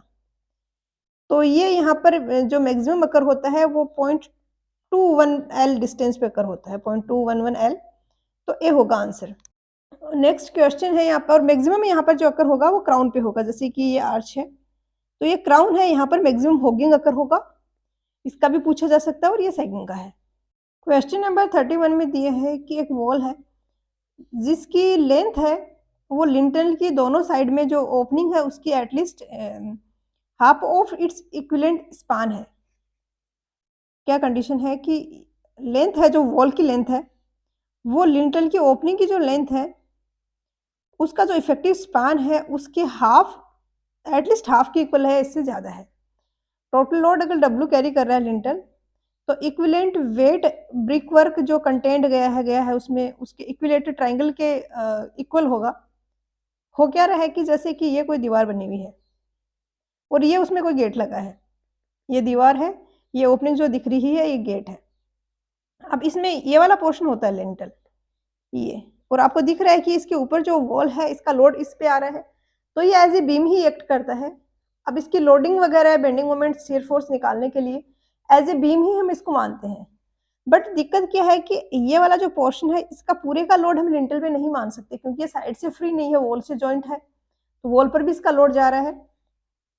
तो हम ऐसे मानते हैं कि यहाँ पर ये एक इक्विलेटरल ट्राइंगल बन रहा है, ये एक ऐसा ट्राइंगल बनना है, ये एल है, ये एल है, ये एल है। इस ट्राइंगल में जो ब्रिक वर्क का एरिया है, जो ट्राइंगल के एरिया में जो भी ब्रिक वर्क आ रही है उन सब का लोड जाएगा लिंटल के ऊपर, और हमसे पूछा मैक्सिमम बेंडिंग मोमेंट। तो हमारा क्वेश्चन क्या हो गया है एक्चुअली में कि इस तरीके से है, ये लग रहा है कोई लोडिंग की वेरिंग है, यहाँ पर मैक्सिमम है फिर से डिक्रीज हो रहा है। इस टाइप की लोडिंग के लिए हमसे पूछा गया है maximum bending moment, the load W carried by the lintel. तो टोटल लोड इस पे जो आ रहा है वो डब्ल्यू है, इंटेंसिटी कितनी होगी यहाँ पर वो हमें निकालना होगा। टोटल लोड दे दिया गया है हमें, तो इसको भी हमें थोड़ी सी स्पेस चाहिए सोल्व करने के लिए। तो यहाँ पे देखो, ये है इस तरीके की लोडिंग, ये आर ए है, ये आर बी है। टोटल लोड अगर डब्ल्यू है तो लोडिंग की जो इंटेंसिटी है वो निकालनी है हमें एक तो, और एक निकालनी है रिएक्शंस। रिएक्शंस तो सिमेट्रिक स्ट्रक्चर है तो हाफ हाफ हो जाएंगे, W/2 ही यहाँ पर जाएगा, यहाँ पर भी W/2 जाएगा। ये इंटेंसिटी स्मॉल w है, तो स्मॉल w और कैपिटल W में कैसे रिलेशन निकालें। टोटल लोड है वो कैपिटल W है, टोटल लोड इक्वल होगा इस लोडिंग डायग्राम के एरिया के। लोडिंग डायग्राम का एरिया होगा 1/2 into base L into height W, this should be equal to W। यहाँ से मेरे पास स्मॉल w आ गया लोडिंग इंटेंसिटी। अब इस तरीका का वेरिंग लोड है, ये लोडिंग इंटेंसिटी है, तो आप मैक्सिमम बेंडिंग मोमेंट निकाल सकते हो। और इस टाइप की लोडिंग कंडीशन में मैक्सिमम बेंडिंग मोमेंट अकर होता है वो सेंटर पे होता है, जैसे कि पॉइंट लोड में और यूडीएल में होता है। तो L/2 डिस्टेंस पे आप लोडिंग का इक्वेशन लिखोगे। अब यहाँ पर L/2 डिस्टेंस पे सेंटर पे जो लोडिंग होगी, एक तो RA के कारण होगी, एक इस वेरिंग लोड के कारण होगी। RA का मैग्नीट्यूड है W/2 लोडिंग का, मतलब रिएक्शन है W/2, और इसकी डिस्टेंस हो जाएगी L/2, ये वाली डिस्टेंस। इसके बाद इस वेरिंग लोड के कारण हम यूडीएल वेरिंग लोड के कारण बेंडिंग मोमेंट निकालेंगे, वो होगा 1/2 into this base that is equal to L/2 into height, height है ये लोडिंग इंटेंसिटी, जो कि इक्वल हो जाएगा 2W/L, ये हम निकाल चुके हैं यहाँ पर। बेसिकली अब यहाँ पर इस सेक्शन पे हम मोमेंट निकाल रहे हैं, तो इतनी ही लोडिंग के कारण मोमेंट ले रहे हैं हम सिर्फ, तो इसका एरिया मल्टीप्लाई बाई डिस्टेंस। अब ये डिस्टेंस अगर L/2 है तो इसके 1/3 डिस्टेंस पर लोडिंग का सेंट्रोइड होगा, मतलब यहाँ से L/6 डिस्टेंस पर लोडिंग का सेंट्रोइड होगा, तो ये हमने L/6 से मल्टीप्लाई कर दिया। इसको जब आप यहाँ पर लिखोगे वैल्यूज, तो WL/4 माइनस WL/12, तो ये WL/4 आ गया यहाँ पर, इसमें ब्रैकेट में 1 माइनस 1/3 आ रहा है, क्योंकि हमने ये WL/4 लिया तो ये इसमें 1/3 बचेगा। इसको सोल्व करेंगे तो 2/3 और WL/6 आ जाएगा, जो कि ऑप्शंस में अगर देखें तो ऑप्शंस में दिया गया है ये ऑप्शन सी में, तो ये आंसर हो जाएगा। क्वेश्चन नंबर 32 में दिए है कि लैब की लेंथ क्या होगी कंप्रेशन मेंबर में, मतलब लैब की लेंथ कंप्रेशन मेंबर में दो वैल्यूज हैं जिनमें से ग्रेटर वाली होती है। एक है बार diameter multiply by permissible stresses divided by 5 into to B D. दूसरा कौन सी वैल्यू है, तो दूसरा ये 24 टाइम्स बार डायमीटर होता है, सी होगा यहाँ पर आंसर। क्वेश्चन नंबर 33 में दिए है कि कोई रिटेनिंग वॉल है, रिटेनिंग है, वो रिटेन कर रही है एक सरचार्ज को, तो width of the base slab usually हम क्या प्रोवाइड करते हैं, तो इसने मेंशन नहीं किया है। ग्रेविटी वॉल टाइप जो रिटेनिंग वॉल है उसके रिगार्डिंग क्वेश्चन है और आर अगोर का क्वेश्चन है ये। इस टाइप के क्वेश्चंस में वो स्टूडेंट्स जिन्होंने प्रॉपर सोर्सेज से प्रैक्टिस की है वो लीड ले लेते हैं आपसे, क्योंकि इतनी कंसेप्चुअल चीज़ भी नहीं है, कुछ गाइडलाइंस हैं डिजाइन की दी गई हैं, आपने याद की होंगी तो आपको पता होंगी, और याद कितना करोगे आप, जो क्वेश्चंस में डेटा है वो कर सकते हो, उसके अलावा तो फिर सब कुछ तो आप याद नहीं कर सकते। तो इसकी वैल्यू होती है 0.5 से लेके 0.7 एच, ऐसे यहाँ पर हाइट है रिटेनिंग वॉल की, तो दो वैल्यू इस रेंज में आ रही हैं तो इन्होंने दोनों को ही करेक्ट माना है। क्वेश्चन नंबर 34 में दिए है कि कंक्रीट की वर्केबिलिटी किसके इनवर्सली प्रोपोर्शनल है, तो वाटर सीमेंट रेशियो है इसके डायरेक्टली प्रोपोर्शनल है, अगर हम वाटर बढ़ाएंगे तो वर्केबिलिटी बढ़ेगी। एयर अगर ज्यादा प्रेजेंट होगी तो एयर है वो फ्रिक्शंस को रिड्यूस करेगी, जो पार्टिकल्स हैं वो उनके लिए वो बॉल बीयरिंग के जैसे एक्ट करेगी कि पार्टिकल्स का एक पार्टिकल का दूसरे पार्टिकल के रिस्पेक्ट में मूवमेंट इजी हो जाएगा। साइज ऑफ एग्रीगेट्स के भी डायरेक्टली प्रोपोर्शनल है, तो ये इनवर्सली प्रोपोर्शनल होगा यहाँ पर टाइम ऑफ ट्रांजिट के। टाइम ऑफ ट्रांजिट क्या है, आरएमसी प्लांट में कंक्रीट बनाई गई, जहाँ पे आपको प्लेस करनी है वहां तक आप उसको लेके जा रहे हो बनाने के बाद, तो ये टाइम ऑफ ट्रांजिट जो कंक्रीट को जहाँ पे बन रही है और जहाँ पे प्लेस करनी है वहां तक जाने में जो टाइम लग रहा है ट्रांजिट में वो है। और इसमें कंक्रीट की वर्केबिलिटी रिड्यूस होती है क्योंकि इसमें इवोपोरेशन के कारण वाटर इवोपोरेट होगा हीट के कारण, और मॉइस्चर कंटेंट है वो कम हो जाएगा कंक्रीट में, तो यहाँ पर सी होगा करेक्ट आंसर। क्वेश्चन नंबर 35 में दिए है कि रेनफोर्स्ड बार है उसमें anchorage value of the hook क्या होगा, तो ये IS 456 से पूछा गया क्वेश्चन है। इसमें दिए है कि बैंड्स अगर हैं तो एंकरेज वैल्यू बैंड पे होगा 4 times the diameter of the bar and subjected to maximum of 16 times the diameter of the bar. Bend के लिए और हुक के लिए दिया गया है 16 टाइम्स द बार डायमीटर, तो यहाँ पर क्या होगा 16D होगा। क्वेश्चन नंबर 36 में दिया है कि इंडियन स्टैंडर्ड्स के अकॉर्डिंग पोर्टलैंड पोजोलाना मतलब पोर्टलैंड पोजोलाना सीमेंट में पोजोलाना कंटेंट किस रेंज में होगा, तो पोजोलाना बेसिकली क्या होता है, फ्लाई एश जैसे एक एग्जांपल है पोजोलाना का। ये क्या करता है कि कंक्रीट में कैल्शियम हाइड्रोक्साइड होता है CaOH ट्वाइस, जो कि एक अनडिजायरेबल सब्सटेंस है कंक्रीट में, क्योंकि वो लीच आउट हो जाता है टाइम के साथ में और वो वॉइड्स छोड़ता है जहां पर वो प्रेजेंट था।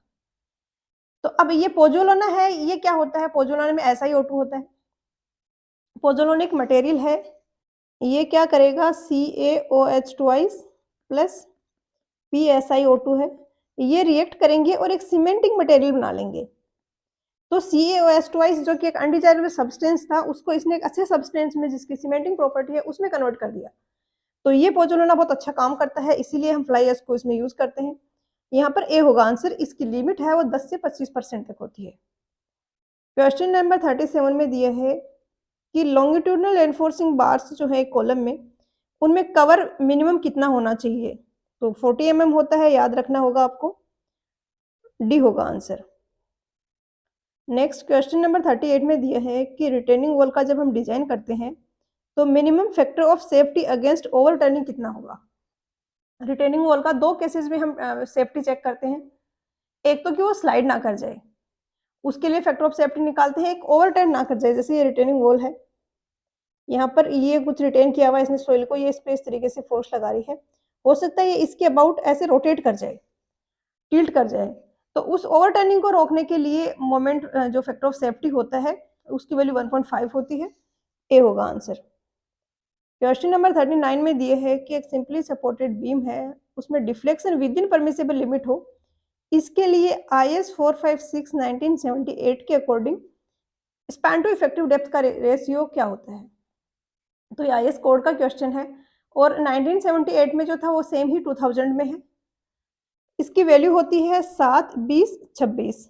7 कैंटिलीवर, 20 सिंपली सपोर्टेड और 26 है कंटिन्यूअस बीम के लिए। तो यहाँ पर बी आएगा आंसर। क्वेश्चन नंबर 40 में दिया है कि लाइव लोड है वो एक इनएक्सेसिबल रूफ के लिए क्या होगा? तो आरगोर का क्वेश्चन है ये। IS 875 का पार्ट 2 है, वो डील करता है लाइव लोड के साथ में, और वहाँ पर दिया गया है पेज नंबर 14 में कि अगर एक्सेसिबल रूफ है तो 1.5 किलो न्यूटन पर मीटर स्क्वायर होगा, और इनएक्सेसिबल है मतलब हम जा नहीं सकते रूफ पे, तो इनएक्सेसिबल है तो ऑब्वियसली कम रखेंगे फिर हम लाइव लोड, तो उस केस में 0.75 किलो न्यूटन पर मीटर स्क्वायर होगा। अब आपको ऑप्शंस दिए हैं, ये केजी पर मीटर स्क्वायर में दिए हैं तो आपको कन्वर्ट करना होगा। 0.75 किलो न्यूटन मीटर स्क्वायर यानी 750 न्यूटन पर मीटर स्क्वायर, 1000 से मल्टीप्लाई कर दिया। अब केजी को न्यूटन में कन्वर्ट करने के लिए हम 10 से मल्टीप्लाई करते हैं। F इज इक्वल टू होता है W इज इक्वल टू होता है mg, ये ले लीजिए आप एग्जाम्पल। तो मास को g से मल्टीप्लाई करते हैं तो W आता है, तो W से हमें m निकालना है तो 10 से डिवाइड कर देंगे तो न्यूटन का केजी बन जाएगा, नीचे का हमें मीटर ही रखना है, बी आ जाएगा आंसर। क्वेश्चन नंबर 41 में दिया है कि अप टू 24 mm का अगर रिवेट का डाया है तो रिवेट होल कितने mm से लार्जर रखेंगे? तो यहाँ पर क्या होता है कि जो गाइडलाइन है वो 25 mm के लिए है कि 25 mm से कम अगर है तो 1.5 ऐड करेंगे, ज़्यादा है तो 2 mm ऐड करेंगे। इन्होंने क्वेश्चन में 24 दे दिया है और इन्होंने बहुत अच्छा किया है ये आंसर की में चेंज, क्योंकि यहाँ थोड़ा कंफ्यूजन क्रिएट हो रहा है। इनको 25 देना था तो क्वेश्चन सही होता, बट 24 देने के कारण कुछ स्टूडेंट्स ने 1.5 किया है, किसी ने अप टू 24 है, तो कुछ कुछ रेफरेंस में ऐसे भी आपको मिलेगा कि 24 तक 1.5 ऐड करते हैं, मतलब 24 तक 1.5 ऐड करते हैं, उसके बाद में 2 ऐड करते हैं। तो यहाँ पर इन्होंने बी और सी दोनों को ही करेक्ट आंसर माना है। क्वेश्चन नंबर 42 में दिया है कि एक फिलेट वेल्ड है, उसकी इफेक्टिव लेंथ किसके इक्वल लेंगे हम? तो ये होती है एक्चुअल जो उसकी लेंथ है minus twice the weld size. अगर टोटल लेंथ L है, वेल्ड साइज S है, तो L माइनस 2S है, ये इफेक्टिव लेंथ होती है। क्वेश्चन नंबर 43 में दिया है कि एवरेज शियर स्ट्रेस है रोल्ड बीम का, वो हम कैलकुलेट करने के लिए शियर फोर्स को किससे डिवाइड करते हैं? तो ये हमारी अगर रोल्ड सेक्शन आई सेक्शन है फॉर एग्जांपल, तो ये क्या है, फ्लेंज है, ये फ्लेंज है और ये वेब है। तो शियर मेनली लेता है वेब, क्योंकि शियर का स्ट्रेस का डिस्ट्रीब्यूशन ऐसे होता है, एजेस पे तो 0 है, सेंटर पे मैक्सिमम है, तो शियर स्ट्रेस का ज़्यादा पोर्शन वेब लेता है और बेंडिंग स्ट्रेसेस फ्लेंज कैरी करता है, मोमेंट जो है उसको फ्लेंज कैरी करता है। तो शियर स्ट्रेस निकालने के लिए हम वेब के क्रॉस सेक्शन से डिवाइड करेंगे। क्वेश्चन नंबर 44 में दिया है कि कोल्ड डायमंड रिवेट्स के लिए डायमीटर क्या होगा? तो डायमीटर है ये 12 टू 22 mm होता है, और कोल्ड डायमंड रिवेट्स में अगर हमें बहुत ही ज़्यादा डाया का रिवेट्स लिए हैं तो हमें बहुत ज़्यादा फोर्स लगाना पड़ेगा।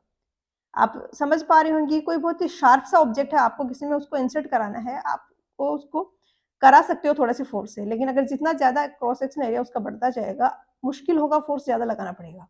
तो कोल्ड डायमंड रिवेट्स में हम होट नहीं करते हैं रिवेट्स को, तो बहुत ज़्यादा डायमीटर नहीं होता है, और वैल्यू तो आपको याद रखनी होगी। और ये ऐसे क्वेश्चंस उन स्टूडेंट्स ने कर दिए होंगे जिन्होंने आरागोर से प्रैक्टिस किया, और जो स्टूडेंट्स ने यहाँ से प्रैक्टिस नहीं किया उनका फिर काफ़ी ज़्यादा लॉस हुआ। आपका कंसेप्ट अच्छा है, आपने काफ़ी क्वेश्चंस प्रैक्टिस किए हैं, लेकिन ऐसे डेटा बेस्ड क्वेश्चन में आप पीछे रह ही जाओगे फिर। क्वेश्चन नंबर 45 है, इसमें दिए है कि अगर कहीं पर इंटरमीडिएट बट वेल्डिंग है तो लॉन्गिट्यूडिनल स्पेस जो होगा बिटवीन द इफेक्टिव लेंथ वो किससे ग्रेटर नहीं होना चाहिए? इंटरमीडिएट बट वेल्डिंग में हम कंटिन्यूअसली वेल्डिंग ना करके इस तरीके से वेल्डिंग कर दी, फिर स्पेस छोड़ दिया, फिर से वेल्डिंग कर दी, तो ये जो स्पेसिंग है इसके बारे में पूछा गया है। और ये क्वेश्चन है IS कोड 800 का, उसमें क्लॉज नंबर 10.5.5 में यहाँ पर मेंशन किया गया है कि इंटरमीडिएट वेल्ड्स हैं, इनमें जब तक कुछ स्पेसिफाई ना किया जाए, इंटरमीडिएट फ्लैट वेल्ड है उसकी इफेक्टिव लेंथ कितनी होनी चाहिए, 4 times the weld size and minimum of 40 mm। दोनों में से जो ग्रेटर होगा वो होगी। और सेकंड जो क्लॉज है 10.5.5.2 यहाँ पर दिया है कि क्लियर स्पेसिंग है जो इफेक्टिव लेंस के बीच में इंटरमीडिएट फिलेट वेल्ड में वो एक्सीड नहीं करना चाहिए 12 टी से टी यहाँ पर थिनर मेंबर है, थिनर प्लेट है, उसकी थिकनेस है for compression and 16 T for tension. और ये सब्जेक्टेड है मिनिमम 200 mm। जैसे कि 12 टी 16 टी इनकी वैल्यू मान ली 100 आ रही है, 150 आ रही है, तो हम वो वैल्यू ना लेके मिनिमम वैल्यू 200 mm ले लेंगे। तो यहाँ पर ऑप्शंस में देखें तो स्पेस वाला हमसे पूछा गया तो 4 टाइम्स तो नहीं है, तो ये तो नहीं होंगे। डी में दिया है 16 times thickness of the thinner part, तो 16 टाइम्स वाला होगा टेंशन वाले के लिए। क्वेश्चन में कंप्रेशन टेंशन का आई थिंक किया नहीं है यहाँ पर मेंशन, तो ये जो है डी ये हो जाएगा करेक्ट आंसर। क्वेश्चन नंबर 46 में दिया है कि मैक्सिमम परमिसिबल स्लेंडरनेस रेशियो है, एक मेंबर है जो कि विंड के कारण लोड कैरी कर रहा है, उसके लिए कितना होगा। तो ये टेबल है जिसमें दिया गया है, या IS कोड में दी गई है 800 वाले में टेबल नंबर 3। एक तो विंड लोड इसमें दिया है इस वाले में कि विंड के जो रिवर्सल स्ट्रेसेज आ रहे हैं वो सिर्फ विंड के कारण ही आ रहे हैं, और दूसरा विंड लोड इसमें दिया गया है from combination with wind earthquake actions, इसमें 250 वाले में। तो इसलिए यहाँ पर 250 और 350 दोनों को ही करेक्ट माना है। क्वेश्चन नंबर 47 में दिए है कि अलाउेबल वर्किंग स्ट्रेस है रोल्ड स्टील बीम का कंप्रेशन मेंबर के लिए वो कितना हम अज्यूम करते हैं, मे बी अज्यूम्ड एज, तो ये वैल्यू आपको याद रखनी होगी, 100 होता है ये। क्वेश्चन नंबर 48 में दिया है कि net cross sectional area of A tension member है वो किसके इक्वल होगा। तो टेंशन में जब भी फेलियर होता है तो रिवेट्स का हम एरिया कंसिडर नहीं करते हैं। आपको इसका विजुअलाइज कर पाओ तो कुछ ऐसा होता है कि ये जैसे 2 प्लेट है, मैंने जोड़ किया हुआ है और मैंने यहाँ पे लगाए हुए हैं रिवेट्स।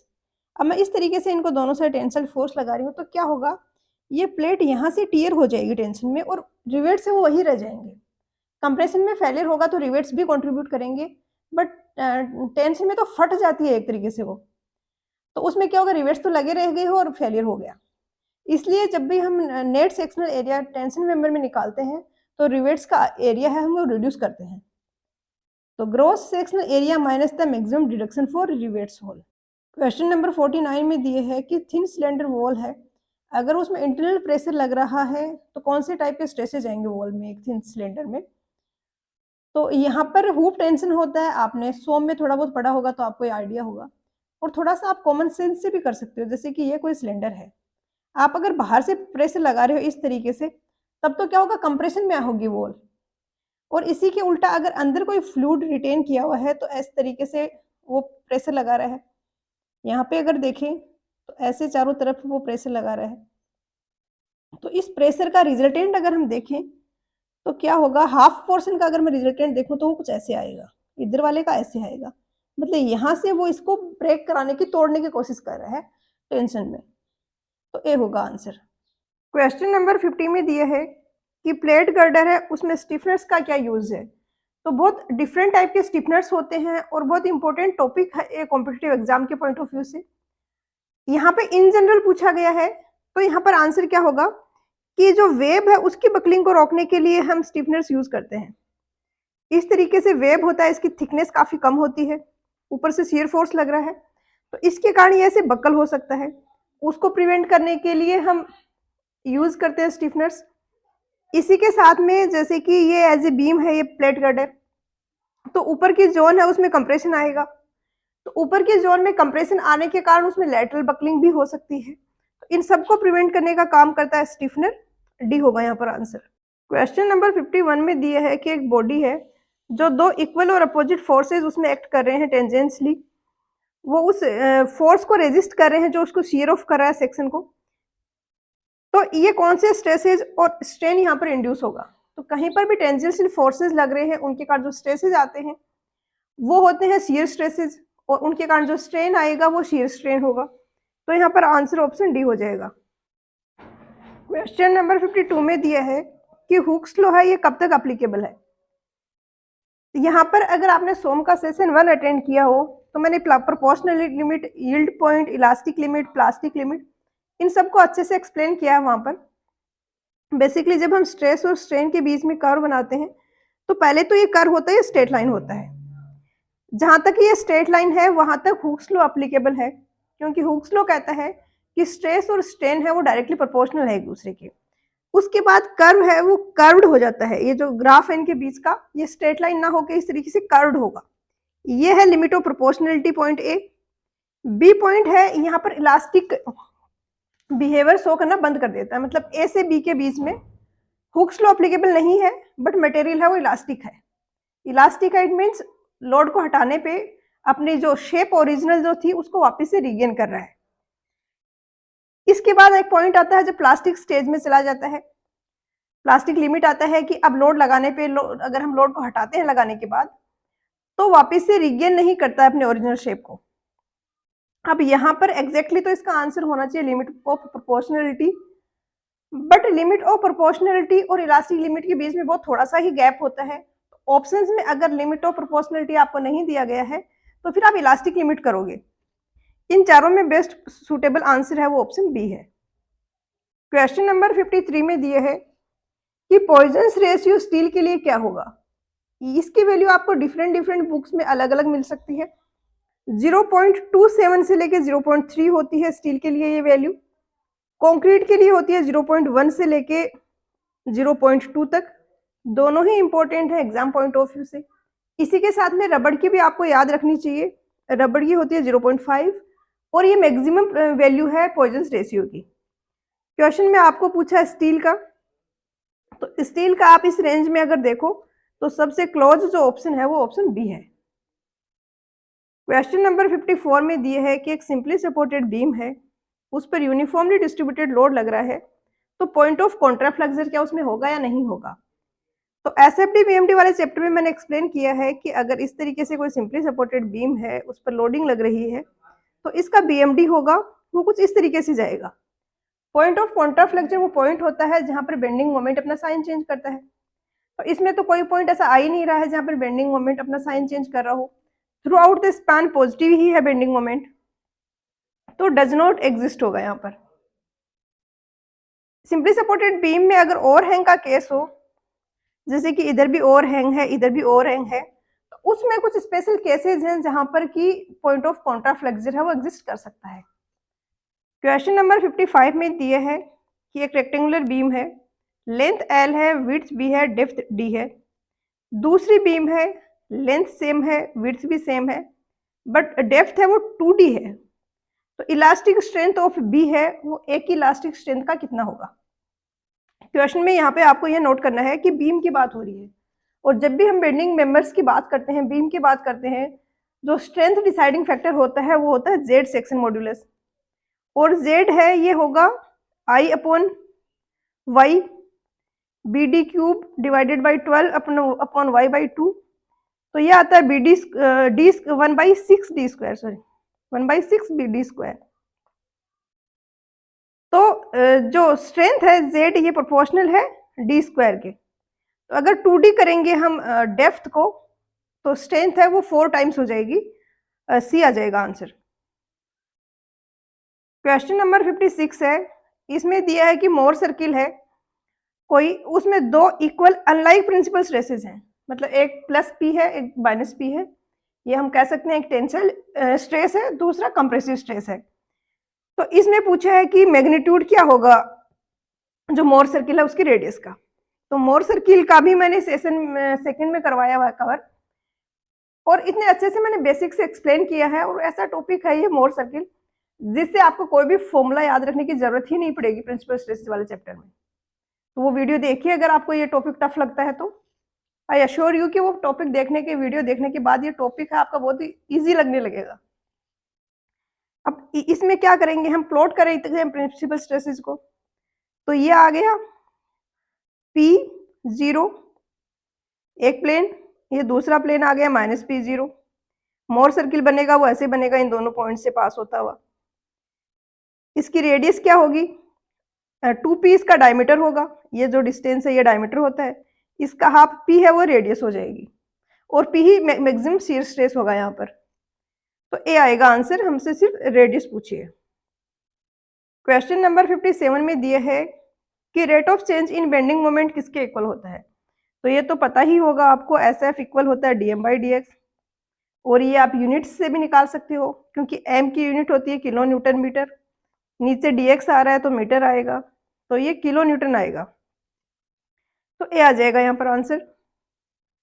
क्वेश्चन नंबर 58 है, इसमें दिया है कि मैक्सिमम कंप्रेसिव स्ट्रेस है एक बीम में, टॉप पे 1600 kg पर सेंटीमीटर स्क्वायर है और बॉटम पे 400 kg पर सेंटीमीटर स्क्वायर है। डेप्थ ऑफ बीम 10 सेंटीमीटर है, तो न्यूट्रल एक्सिस की टॉप से डिस्टेंस क्या होगी। ये भी बहुत इजी सा क्वेश्चन है। बेसिकली ऐसे है, ऐसे बनता है बेंडिंग का डायग्राम। ये है 1600, ये वैल्यू है 400, टोटल डेप्थ होती है d, जो कि आपको दे दी गई है 10 सेंटीमीटर। ये पॉइंट जहां पर बेंडिंग स्ट्रेस 0 है वो रिप्रेजेंट करता है न्यूट्रल एक्सिस को। तो न्यूट्रल एक्सिस की टॉप से डेप्थ होगी xu, ये डिस्टेंस हो जाएगी नीचे वाली d माइनस xu। ये ट्राइंगल बन रहा है तो इसमें ये एंगल और ये एंगल सेम होंगे क्योंकि ये एक स्ट्रेट लाइन होता है, इस तरीके से बनता है डायग्राम। तो यहाँ पर 1600 divided by xu, this should be equal to 400 divided by d minus xu। ये 4 टाइम्स कट हो गया इससे, 4d minus 4xu is equal to xu। तो xu यहाँ पर आ जाएगा आपका 4d नहीं 4 ही आएगा ऑब्वियसली, सॉरी 40 आएगा, sorry 40 minus 4xu is equal to xu, तो 5xu इज इक्वल टू 40 और यहाँ से xu आ जाएगा 8 centimetre, option D. Question number 59 में दिया है कि एक सिंपली सपोर्टेड बीम है जिस पर कि आइसोलेटेड लोड लग रहा है इसके सेंटर पे। अब अगर इसकी डेप्थ है उसको डबल कर दें तो डिफ्लेक्शन जो सेंटर पे आ रहा था वो कैसे चेंज होगा। मतलब इनिशियली अगर डिफ्लेक्शन डेल्टा आ रहा था तो अभी वो क्या हो जाएगा, 2 डेल्टा हो जाएगा, 8 डेल्टा हो जाएगा या डेल्टा बाई 2 हो जाएगा। तो एक तो यहाँ पर थोड़ी सी कॉमन सेंस लगाने की भी बात है, फॉर्मूले से भी हो जाएगा बट थोड़ा सा आपको फील भी आना चाहिए, विजुलाइज होनी चाहिए चीजें। जैसे कि एक तो ये बीम थी और दूसरी इस तरीके से मैंने डेप्थ ट्वाइस करके बीम ली है, इसकी डेप्थ डी है, इसकी 2d है। अगर आप सेम लोड लगाओगे तो डिफ्लेक्शन किस में ज्यादा आएगा, ऑब्वियसली ऊपर वाले में ज्यादा आएगा। अब होता है क्या है कि डिफ्लेक्शन का फॉर्मूला आपको पता ही है, WL³ अपॉन 48 EI होता है इस केस के लिए, सिंपली सपोर्टेड बीम इस तरीके से जिसमें पॉइंट लोड लग रहा है, ये इस तरीके से यहाँ पर पॉइंट लोड लग रहा है, ये हो गया डेल्टा का फॉर्मूला। अब यहाँ से पता चल रहा है कि डेल्टा है वो आई के इन्वर्सली प्रोपोर्शनल है। तो आई को अगर हमने क्या किया है, यहाँ पर डेप्थ को इंक्रीज किया है, तो आई क्या होगा 1/12 BD3। विड्थ सेम रखी है, लेंथ सेम है, बाकी कुछ चेंजेस नहीं किए, सिर्फ डेप्थ को ट्वाइस किया है। तो डेल्टा क्या हो जाएगा 2⁻3 1/2⁻3 टाइम्स हो जाएगा, तो 1/8 आ जाएगा, यहाँ पर डी होगा आंसर। इस टाइप के क्वेश्चंस को आप इस तरीके से भी करते होंगे I2/I1, बट थोड़ा सा आप सीधा करने की अगर प्रैक्टिस कर लेंगे तो टाइम सेविंग भी होगा, इजी भी लगेगा। क्योंकि अब यहाँ पर जहाँ पर इन्वर्सली प्रोपोर्शनल है, जैसे डेल्टा और आई इन्वर्सली प्रोपोर्शनल है, तो डी आई को 2 टाइम्स करने से आई 8 टाइम्स हो गया, तो डेल्टा कितना टाइम्स होगा, इन्वर्सली प्रोपोर्शनल है तो 1.8 टाइम्स होगा, डायरेक्टली प्रोपोर्शनल होता तो 8 टाइम्स होता। क्वेश्चन नंबर 60 में दिया है कि एक गिवन मटेरियल है कोई, उसका यंग्स मॉड्यूलस 200 गीगा न्यूटन पर मीटर स्क्वायर है, मॉडुलस ऑफ रिजिडिटी जिसको हम एन से भी डिनोट करते हैं और जी से भी करते हैं वो 80 है, तो वैल्यू ऑफ पॉइजन्स रेशियो क्या होगा। तो ये फॉर्मूला होता है E इज इक्वल टू होता है 2g 1 plus mu. Elastic constant के ये फॉर्मूले तो आपको होने ही चाहिए याद। यहाँ पर अब E अपॉन 2g इक्वल आ जाएगा 1 प्लस म्यू के। E आपका कितना दिया गया है यहाँ पर 200 2 into 80, this should be equal to 1 plus mu. यहाँ पे क्या हुआ, ये 100 आ गया, 0 से 0 कैंसिल हो गया, ये 5 ये 4, 5/4 यानी 1.25, तो ये 1.25 के इक्वल है 1 प्लस म्यू, तो म्यू आ जाएगा 0.5, सी हो जाएगा आंसर। क्वेश्चन नंबर 61 में दिए है कि एक कोई फ्लूइड है, उसकी डायनेमिक विस्कोसिटी 0.5 पोइज है, स्पेसिफिक ग्रेविटी 0.5 है, तो काइनेमेटिक विस्कोसिटी क्या होगी। न्यू इक्वल होता है म्यू अपॉन रो के। अब यहाँ पर यूनिट्स का थोड़ा ध्यान रखना पड़ेगा आपको। आपसे ये काइनेमेटिक विस्कोसिटी पूछा गया है स्टोक्स में। स्टोक्स है वो सीजीएस यूनिट होती है। तो चाहे तो आप फिर म्यू को भी सीजीएस में कन्वर्ट करके उस तरीके से निकाल लो, या फिर इनिशियली आप न्यू की वैल्यू निकाल लो ऐसा यूनिट में और बाद में उसको कन्वर्ट कर दो। तो यहाँ पर म्यू है, इसकी वैल्यू है 0.5 पोइज। आपको पता होना चाहिए कि 10 पोइज है ये इक्वल होता है 1 न्यूटन सेकंड पर मीटर स्क्वायर के। तो 1 पोइज इक्वल हो जाएगा 1/10 न्यूटन सेकंड पर मीटर स्क्वायर के। तो मैं इसको 10⁻⁻1 से मल्टीप्लाई कर देती हूँ। रो की वैल्यू क्या हो जाएगी, जो फ्लूइड है उसका रो होता है specific gravity into rho W. Specific gravity 0.5 है, रो डब्ल्यू होता है 1000। तो 0.5 इंटू 1000 ये आपका आएगा मीटर स्क्वायर पर सेकंड में। इसकी वैल्यू आएगी 0.5 से 0.5 कैंसिल हो गया, 10⁻⁻ आएगा और 1000 आ रहा है ना यहाँ पे, तो -4 आ जाएगा। अब ये मीटर स्क्वायर पर सेकंड में है, आपको इसको सीजीएस यूनिट में कन्वर्ट करना है। तो मीटर को सेंटीमीटर में करने के लिए 10⁻² से मल्टीप्लाई करेंगे और स्क्वायर है तो 4 से हो जाएगा। तो 10⁻⁻4 इंटू 10⁻4 और स्टोक्स में आ जाएगा डी, क्योंकि सीजीएस यूनिट जो स्टोक्स है वही होता है सेंटीमीटर स्क्वायर पर सेकेंड। क्वेश्चन नंबर 62 में दिया है कि सेंटर ऑफ बायोन्सी के रिगार्डिंग कौन सा स्टेटमेंट यहाँ पर करेक्ट है। तो बायोन्सी में दो इंपॉर्टेंट पॉइंट है आपको याद रखने। एक तो बायोन्सी फोर्स का मैग्नीट्यूड होता है, जो भी फ्लूइड डिस्प्लेस किया है बॉडी ने उस फ्लूइड के वेट के इक्वल, मतलब जो वॉल्यूम डिस्प्लेस्ड है उसको आप स्पेसिफिक ग्रेविटी ऑफ फ्लूइड से मल्टीप्लाई करोगे तो बायोन्सी फोर्स मिलेगा। दूसरा जो सेंटर ऑफ बायोन्सी फोर्स होता है वो इक्वल होता है जो सेंट्रोइड है फ्लूइड डिस्प्लेस्ड का। एक डायग्राम की हेल्प से समझते हैं। जैसे ये कोई कंटेनर है, इसमें ये कोई लिक्विड भरा हुआ है, आपने इसमें कोई बॉडी को इंसर्ट कराया, ये कोई बॉडी इसमें इस तरीके से रखी हुई है, इतना पोर्शन पानी में डूबा हुआ है, इतना बाहर है, ये पानी में डूबा हुआ है। तो अब ये जो मैं एरिया शो कर रही हूँ आपको शेडेड, ये जो शेडेड एरिया है 3D में अगर बात करें तो जो शेडेड वॉल्यूम होगा उस वॉल्यूम ऑफ वाटर का जो वेट है वो बायोन्सी फोर्स होगा, और इस वॉल्यूम ऑफ वाटर का जो सेंट्रोइड है वो इक्वल होगा, वो रिप्रेजेंट करेगा सेंटर ऑफ बायोन्सी फोर्स को। तो कॉन्साइड with centroid of the volume of liquid displaced. Question number 63 में दिया है कि एक रेक्टेंगुलर ब्लॉक है, 2 मीटर लॉन्ग है, 1 मीटर वाइड है, 1 मीटर डीप है, वो फ्लोट कर रहा है। तो हमें दिया है कि 0.5 मीटर डेप्थ उसकी इमर्ज्ड है। जैसे इसी की अगर बात करें तो 0.5 मीटर डेप्थ डूबी हुई है, 0.5 मीटर बाहर है। हमसे पूछा है कि वेट क्या होगा। अब ये इस पोजीशन में है, नीचे की तरफ नहीं जा रहा है, जबकि नीचे की तरफ फोर्स तो लग रहा है इसके वेट के कारण, बट ये नीचे नहीं जा रहा है। इट मीन्स कोई दूसरा फोर्स है जो कि इसके ग्रेविटेशनल फोर्स को कैंसिल कर रहा है। दूसरा फोर्स कौन सा है, बायोन्सी फोर्स। बायोन्सी फोर्स का मैग्नीट्यूड इक्वल है यहाँ पर डब्ल्यू के, क्योंकि बॉडी इक्विलिब्रियम में है, तो नेट फोर्सेस 0 होंगे।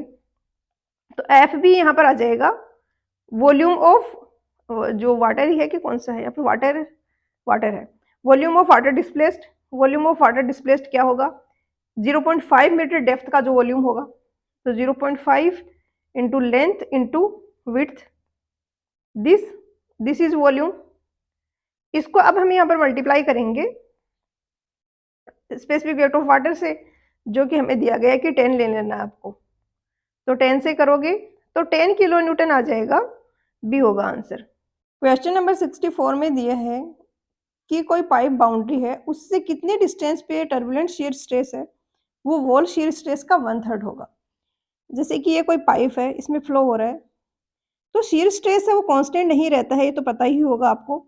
शीयर स्ट्रेस है वो वेरी करता है सेक्शन के अलोंग, सेंटर पे 0 होगा और वॉल पे मैक्सिमम होगा, इस तरीके से लीनियर वेरिएशन होगा इसका।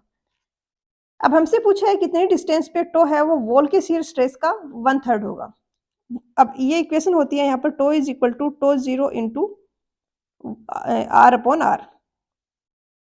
मतलब टो 0 क्या है, वॉल का शीयर स्ट्रेस, r क्या है, वॉल की सेंटर से डिस्टेंस, टो है किसी दूसरे पॉइंट पर शीयर स्ट्रेस जो कि सेंटर से r डिस्टेंस पे लोकेटेड है। तो यहाँ से आप r तो निकाल सकते हो कि कौन सा ऐसा पॉइंट है जहाँ पर टो है वो टो 0 का 1/3 है। तो tau 0/3 is equal to tau 0 into r/r। तो यहाँ से आपके पास आ गया कि r इक्वल होगा r/3 के, बट आपसे आर नहीं पूछा है, यहाँ पे मिस्टेक कर सकते हैं स्टूडेंट्स। आपसे आर नहीं पूछा है, आपसे पूछे बाउंड्री से डिस्टेंस। तो बाउंड्री से डिस्टेंस अगर वाई है तो मैं लिख सकती हूँ y plus r should be equal to radius. ये वाला ये इस तरीके से लिख सकते हैं, y plus small r is equal to capital R, क्योंकि वाई है वो वॉल से डिस्टेंस है और स्मॉल आर सेंटर से डिस्टेंस है, दोनों को ऐड करेंगे तो रेडियस के इक्वल आएगा। तो ये स्मॉल आर मुझे मिल गया है आर बाई थ्री, तो वाई क्या आ जाएगा r minus r by three यानी 2r/3, सी आ जाएगा आंसर। क्वेश्चन नंबर 65 में दिया है कि सीरीज में पाइप है तो वहां पर कौन सा स्टेटमेंट करेक्ट होगा। ये भी बहुत इजी क्वेश्चन है। सीरीज में पाइप है तो कैसे होंगे, ये एक पाइप है, इसके आगे दूसरा पाइप जुड़ा हुआ है, इसके आगे थर्ड पाइप जुड़ा हुआ है, तो आपको दिख रहा होगा कि जो डिस्चार्ज यहाँ से आगे जाएगा वही इसमें जाएगा, वही इसमें जाएगा, तो ऑब्वियसली डिस्चार्ज तो इनका सेम होता है। हेड लॉस है वो क्या होगा, जैसे यहाँ पर हेड था 15 मीटर, यहाँ पे कुछ कम हो गया 14 मीटर हो गया, यहाँ पे 10 मीटर हो गया, यहाँ पे 8 मीटर हो गया। अब मैं बोलूँ कि इस पूरे पाइप सिस्टम में कितना हेड लॉस हुआ है। स्टार्टिंग पॉइंट पे हेड 15 था, अब 8 बचा है, यानी 7 मीटर का लॉस हुआ है। तो सीरीज में डिस्चार्ज सेम रहता है, हेड है वो हेड लॉस है, वो कैलकुलेट करने के लिए हम तीनों पाइप्स के लिए जो हेड लॉस है उसको ऐड करते हैं। इसका उल्टा होता है पाइप फ्लो अगर हो रहा है पैरेलल में, क्योंकि फिर ऐसे जुड़ी हुई होंगी पाइप्स, इस तरीके से जुड़ी हुई हैं पाइप, तो उस टाइम क्या होगा, ऐसे अगर जुड़ी हुई हैं तो इस पाइप में से जो डिस्चार्ज जा रहा है Q1, इसमें जा रहा है Q2, इसमें जा रहा है Q3, तो कितना डिस्चार्ज मिलेगा हमें यहाँ पर total Q1 plus Q2 plus Q3, but इनकी स्टार्टिंग और एंड पॉइंट्स सेम है। तो यहाँ पे अगर हेड 15 मीटर है, यहाँ पे 10 मीटर है, यानी हर एक पाइप में हेड लॉस हो रहा है वो 5 मीटर का हो रहा है, तो HF1, HF2, HF3 वो सेम रहेंगे, तो यहाँ पर बी आ जाएगा, discharge is same through each pipe. Question number 66 में दिए है कि best hydraulic channel cross section है वो कौन सा होगा, यहाँ पर जो ऑप्शंस में दिए हैं वो कौन सी कंडीशन होगी, तो बेस्ट हाइड्रोलिक चैनल सेक्शन होगा।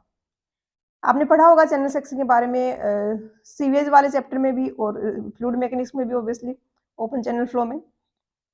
तो हाइड्रोलिक चैनल सेक्शन में क्या होता है कि हमारे पास एक रिक्वायरमेंट होती है कि इतना डिस्चार्ज पास करवाना है, और अगर वेलोसिटी फिक्स है तो हमें एरिया तो कांस्टेंट मिल गया कि जैसे 5 मीटर स्क्वायर एरिया मुझे रिक्वायर्ड होगा चैनल का।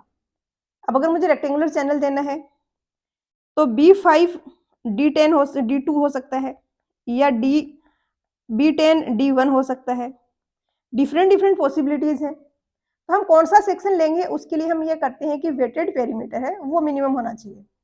वेटेड पेरीमीटर मिनिमम होगा तो लॉसेज मिनिमम होंगे, क्योंकि वेटेड पेरीमीटर से ही लॉसेज हो रहे हैं वाटर के, जो परकोलेशन हो रहा है, और इसके साथ में कॉस्ट भी कम निकल के आएगी। तो मिनिमम वेटेड पेरीमीटर होता है, डी होगा यहाँ पर आंसर। क्वेश्चन नंबर 67 में दिया है कि मैक्सिमम डिस्चार्ज एक सर्कुलर चैनल सेक्शन के लिए कब होगा, जब मतलब रेशियो है डेप्थ टू द डायमीटर वो क्या होगा, तो डिस्चार्ज मैक्सिमम हो। बेसिकली ये सर्कुलर सेक्शन है, अब ये इतनी डेप्थ पर भी फ्लो हो सकता है D1 पे, ये इतनी डेप्थ पर भी फ्लो हो सकता है D2 पे। तो हमसे पूछा गया है कि कितना रखें हम ये D1 की वैल्यू, तो डिस्चार्ज है वो मैक्सिमम होगा। तो ये वैल्यू आपको याद रखनी है, हम एक लेंथी से डेरिवेशन से इसको फाइंड आउट करते हैं।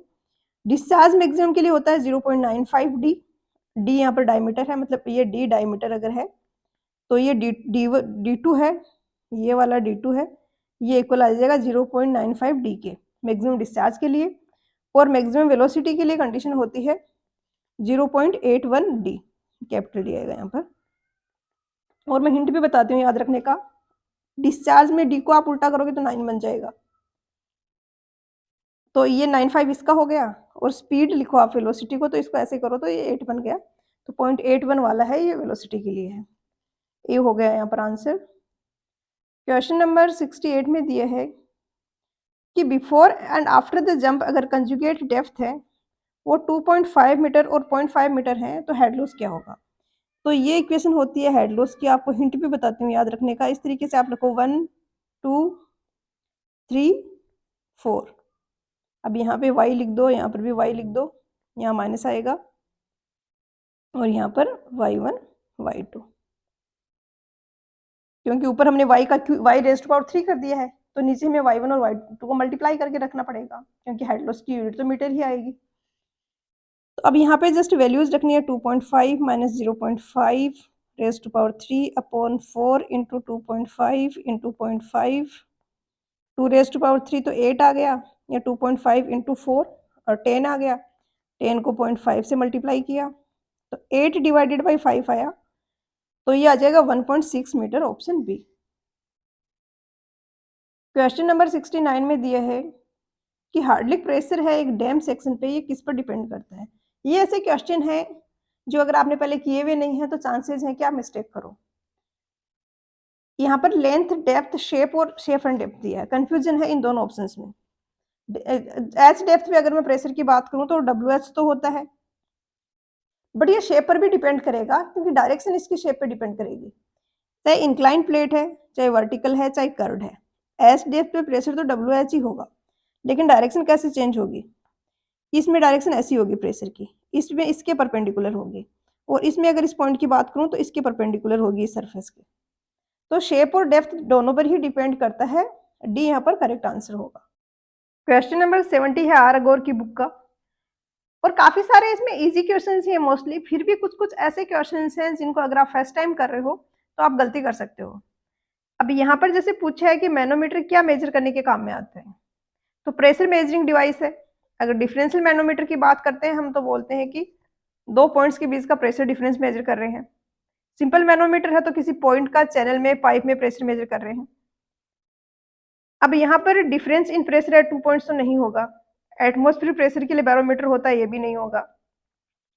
ए और डी में किसी को कंफ्यूजन हो सकता है, बट वेरी लो प्रेशर के लिए हम पीजियोमीटर यूज करते हैं। हम पीजियोमीटर क्यों यूज करते हैं कि P is equal to WH, तो पीजियोमीटर में हम कोई दूसरा फ्लूइड तो लेते नहीं है, इसलिए H की वैल्यू बहुत ज्यादा आएगी अगर हाई प्रेशर मेजर करना है तो। ये प्रॉब्लम इसमें नहीं होती है मैनोमीटर में, क्यों मैनोमीटर में हम जो W लेते हैं वो हम मरकरी लेते हैं, और उसकी वैल्यू काफी ज्यादा होती है, तो इसलिए H की वैल्यू कम आती है, तो हैंडल करना ईजी हो जाता है। तो ए आएगा यहाँ पर आंसर। आर अकबर में ये भी पूछा हुआ है सेम ऑप्शंस देके कि पीजियोमीटर किसके लिए है, तो फिर आप ये वाला आंसर करोगे, very low pressure. Question number 71 में दिया है कि नॉर्मल एनुअल प्रेसिपिटेशन है जो ABCD 4 स्टेशन का, वो 700, 1000, 900, 800 है। ए स्टेशन का डेटा किसी कारण से मिसिंग है, और यहाँ पर दिया गया 100, 90, 80 किसी स्टॉर्म का डेटा B, C और D स्टेशन का, और ए स्टेशन का डेटा मिसिंग है, जो कि हमें फाइंड आउट करना है उस पर्टिकुलर स्टॉर्म के लिए। नॉर्मल एनुअल प्रेसिपिटेशन डेटा क्या होता है, हर रेनगेज स्टेशन का पास्ट 35 ईयर्स का हम डेटा निकालते हैं, उसका एवरेज लेते हैं, वो नॉर्मल एनुअल प्रेसिपिटेशन डेटा होता है। तो अब यहाँ पर दो तरीके हो सकते हैं इसके निकालने के। सबसे पहले तो आप ये चेक करोगे कि जो मिसिंग डेटा जिस स्टेशन का है, जो कि यहाँ पर ए है, उसका नॉर्मल एनुअल प्रेसिपिटेशन है, उसके +10% -10% की रेंज में बाकी सारे स्टेशन का डेटा आ रहा है क्या। तो इसमें +10% करोगे, -10% करोगे, तो 630 से लेके 770 तक आएगा, 10% यानी 70।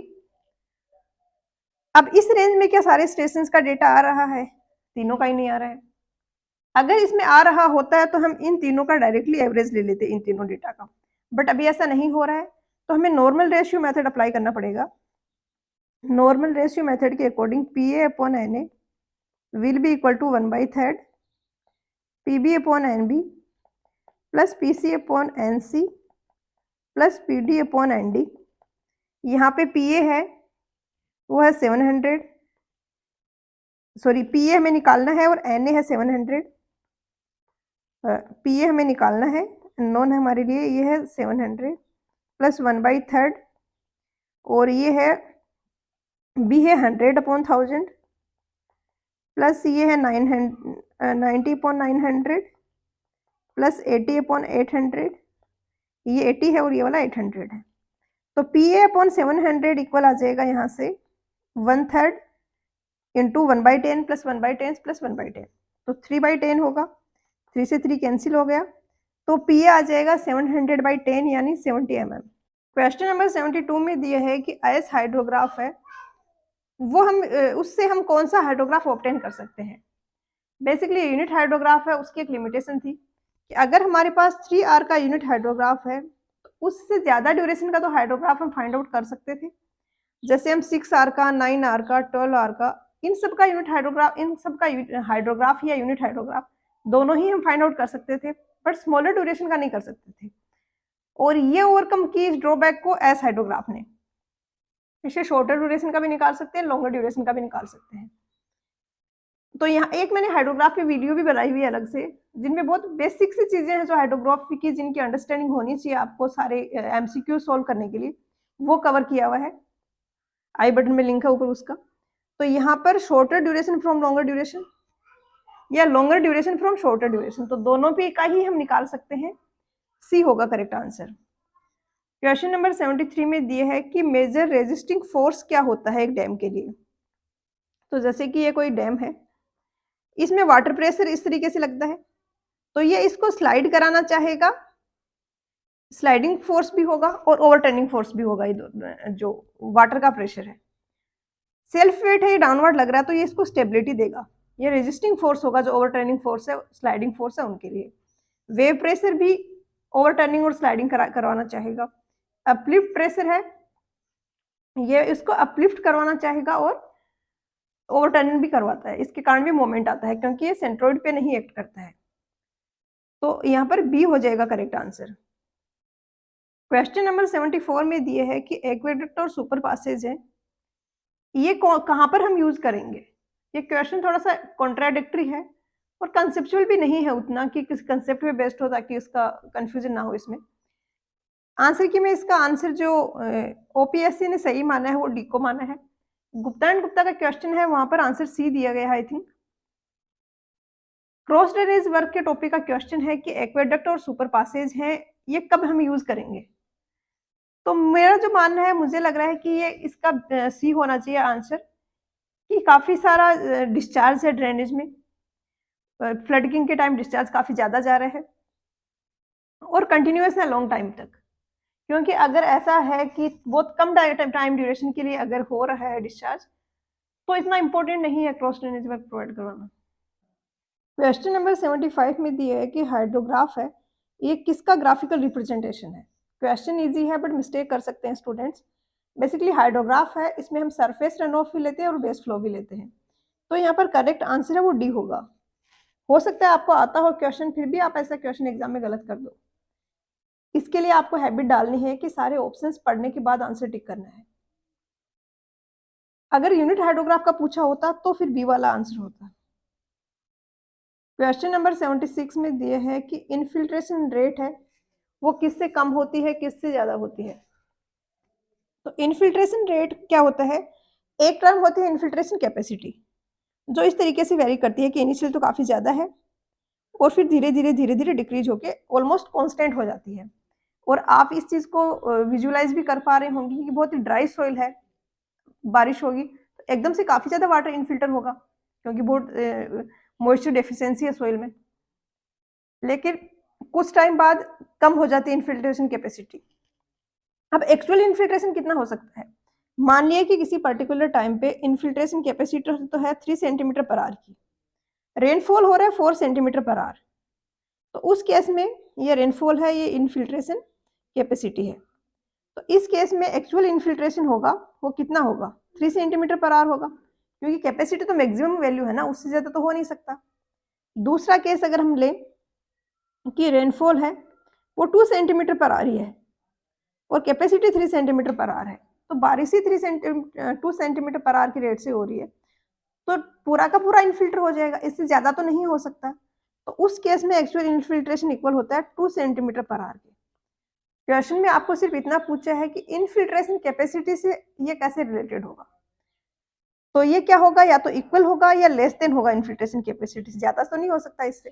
क्वेश्चन नंबर 77 में दिए हैं कि एक अर्थन डैम है, उसके एम्बैंकमेंट में से जो सीपेज हो रहा है उसको हम कैसे कंट्रोल कर सकते हैं। तो ड्रेनेज फिल्टर्स होते हैं इसके लिए। बेसिकली जो सीपेज होता है, अर्थन डैम है उसके एक साइड में स्टोरेज रिजर्वोयर है, हाई हेड पे वाटर स्टोर किया हुआ है, दूसरी साइड बहुत कम डेप्थ ऑफ वाटर है या वाटर नहीं है, तो हाई हेड के कारण अपस्ट्रीम से डाउनस्ट्रीम की तरफ वाटर फ्लो होता है डैम के थ्रू, और इसको हम बोलते हैं एम्बैंकमेंट थ्रू सीपेज। इसको हमें कंट्रोल इसलिए करना पड़ता है कि एक तो लॉस हो रहा है जब हमने वाटर स्टोर किया हुआ उसका, दूसरा जब वाटर सीपेज के थ्रू पास हो रहा है तो डैम की स्टेबिलिटी को अफेक्ट कर रहा है, पोर वाटर प्रेशर इंक्रीज होगा और इसके कारण उसकी शियर स्ट्रेंथ रिड्यूस होगी। ऐसे काफी सारे फैक्टर्स हैं, तो हमें सीपेज को कंट्रोल करना होता है कि वो कम से कम हो और जो भी वाटर सीपेज के थ्रू पास हो रहा है वो इजीली ड्रेन ऑफ हो जाए, क्योंकि एग्जिट पॉइंट पे अगर एग्जिट ग्रेडियंट ज्यादा हुआ तो पाइपिंग फेलियर वगैरह की भी चांसेस है। तो यहाँ पर ये अर्थन डैम है, इसमें 2-3 तरीके हो सकते हैं इसको सीपेज को कंट्रोल करने के थ्रू द एम्बैंकमेंट, जिसमें एक इस तरीके से होता है चिमनी ड्रेन, किस तरीके से ये ड्रेन दिया हुआ है तो जो भी इधर से वाटर आ रहा है वो इससे पास होके हम उसको डिस्पोज करा देते हैं। ड्रेन फिल्टर बोला जाता है इसको।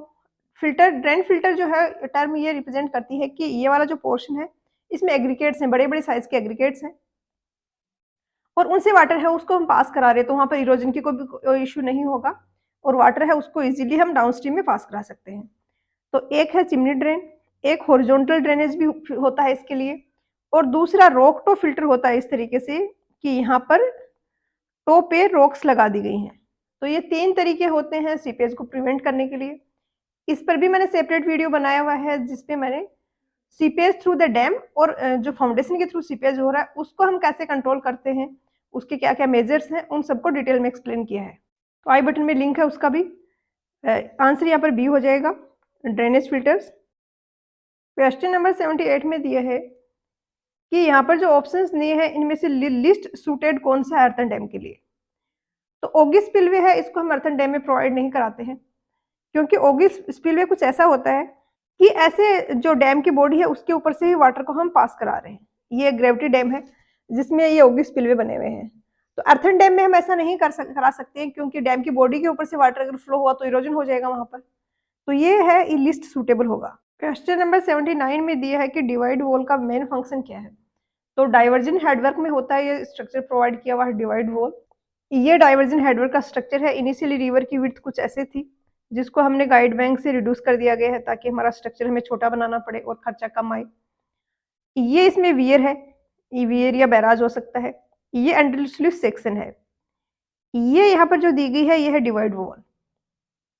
तो एक तो डिवाइड वॉल क्या करती है, वियर और बैराज को सेपरेट करती है क्योंकि अंडरस्लूइस सेक्शन का और वियर का जो लेवल होता है वो सेम नहीं होता, एक का ऐसे लेवल है दूसरे का ऐसे है, तो बीच में हमें कुछ तो स्ट्रक्चर देना पड़ेगा इन दोनों के बीच में, तो वो काम डिवाइड वॉल करती है। इसी के साथ में ये स्टिल वाटर का यहाँ पर एक पॉकेट प्रोवाइड करवाती है ताकि हम कैनाल में इजीली सप्लाई कर सकें, क्योंकि ये चारों तरफ से इस तरीके से बना हुआ है, वॉल है आ रही है, एक साइड अंडरस्लूइस सेक्शन आ रहा है, तो यहाँ पे स्टोर हो जाएगा वाटर जिसमें कि एडी करंट वगैरह है उनको भी ये रिड्यूस करेगा। तो यहाँ पर ऑप्शंस में दिए है, फर्स्ट में control the silt entry into the canal, तो सिल्ट एक्सक्लूडर होता है इस पर्पज के लिए। तो prevent river floods from entering into the canal, ये भी नहीं होगा। Separate the undersluice from weir proper, C हो जाएगा आंसर। क्वेश्चन नंबर 80 में दिया है कि डिवाइड वॉल है ये किस ओरिएंटेशन में प्रोवाइड की जाती है। तो ये है यहाँ पर डिवाइड वॉल, ये वाली, और ये है वियर स्ट्रक्चर। तो वियर स्ट्रक्चर के परपेंडिकुलर होगी ये, at right angles to the axis of the weir, B आ जाएगा आंसर। क्वेश्चन नंबर 81 में दिया है कि वाटर बाउंड मैकेडम रोड्स हैं, उनमें अगर हैवी रेनफॉल हो रहा है तो कैम्बर की रिकमेंडेड वैल्यू क्या है। काफी सारे क्वेश्चंस इस पेपर में आ रहे हैं ओएसएससी जेई की एग्जाम के भी। अभी रिसेंटली मैंने पिछला वीडियो उस पर बनाया है और मैं देख रही हूँ 5 से 10 क्वेश्चन तो आराम से यहाँ पर आपको मिल जाएंगे। तो आप समझ रहे हैं कि क्वेश्चन बैंक कितना छोटा है आपके इन एग्जाम्स का।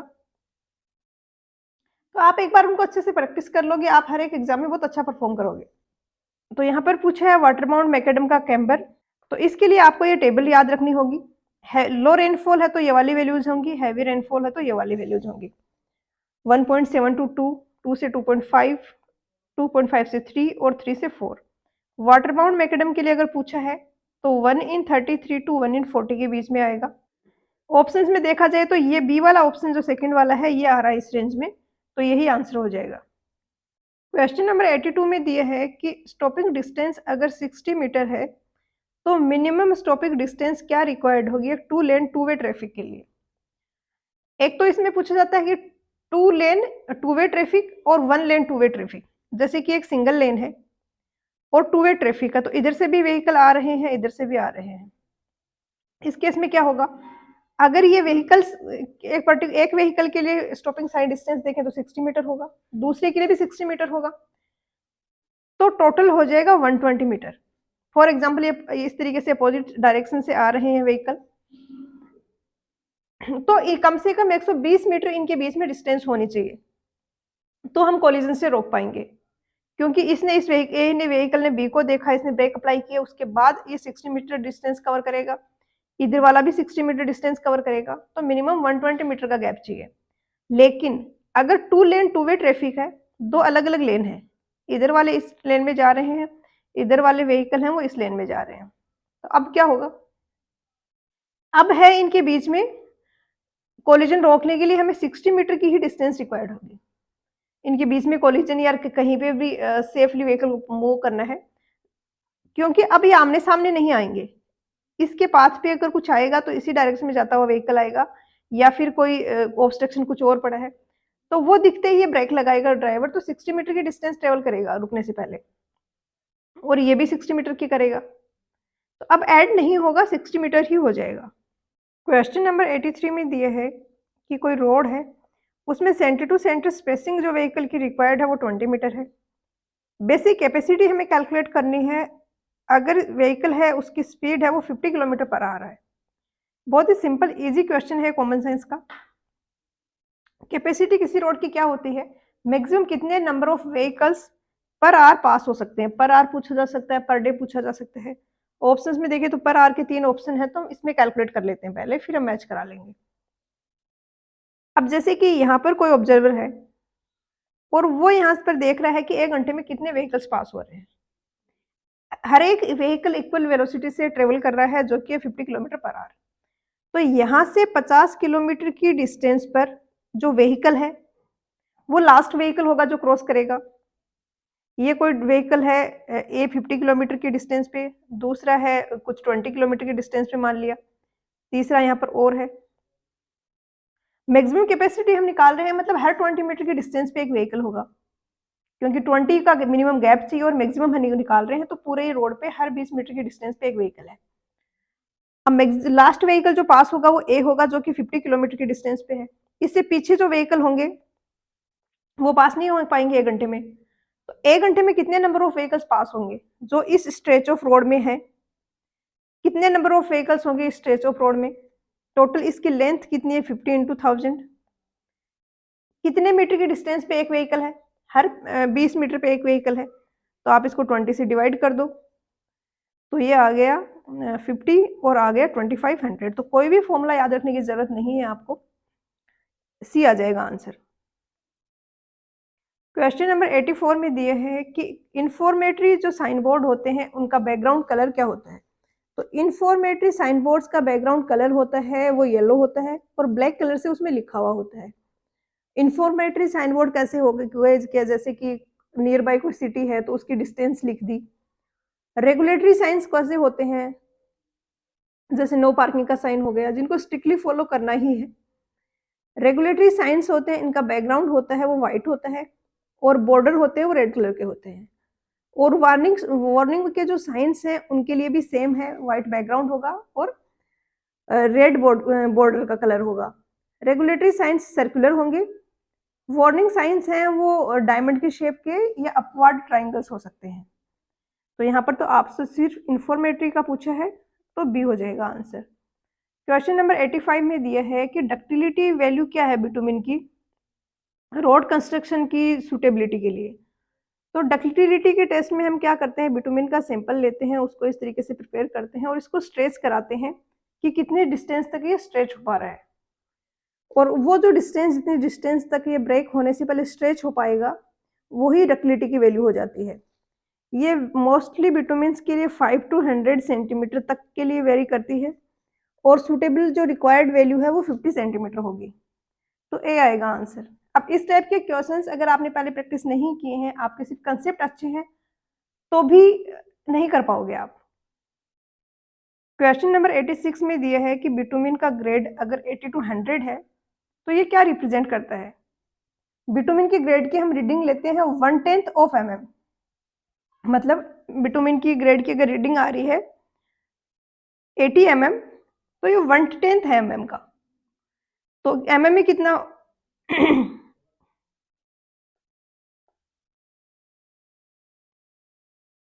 क्वेश्चन नंबर 86 में दिया है कि बिटुमिन ग्रेड है 80 to 100 अगर लिखा हुआ है तो इसका क्या सिग्निफिकेंस है।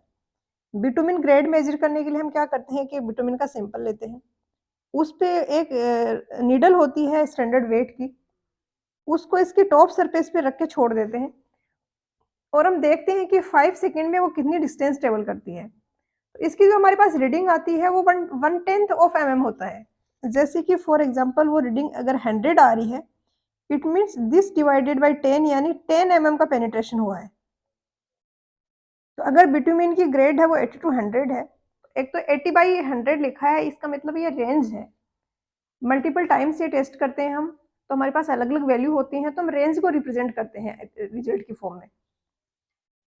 तो 80 टू 100 आ रहा है, इट मीन्स पेनिट्रेशन है वो 8 mm टू 10 mm का है, सी होगा आंसर।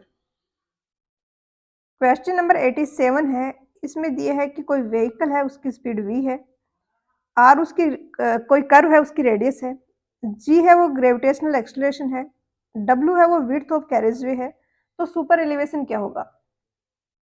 सुपर एलिवेशन क्या हुआ, एक साइड को हम इस तरीके से रेज कर देते हैं, तो e प्लस एफ है, ये इक्वल होता है v² के। अगर f को हम इग्नोर कर रहे हैं तो e इक्वल आ जाएगा v² के। और e क्या होता है, अगर ये डिस्टेंस w है, ये x है, तो e है इस लाइन का स्लोप, ये वाला थीटा, टेन थीटा, तो ये होगा x/w। x/w will be equal to w is v²/gr, v²/gr, तो x आ जाएगा w v²/gr, d आ जाएगा आंसर।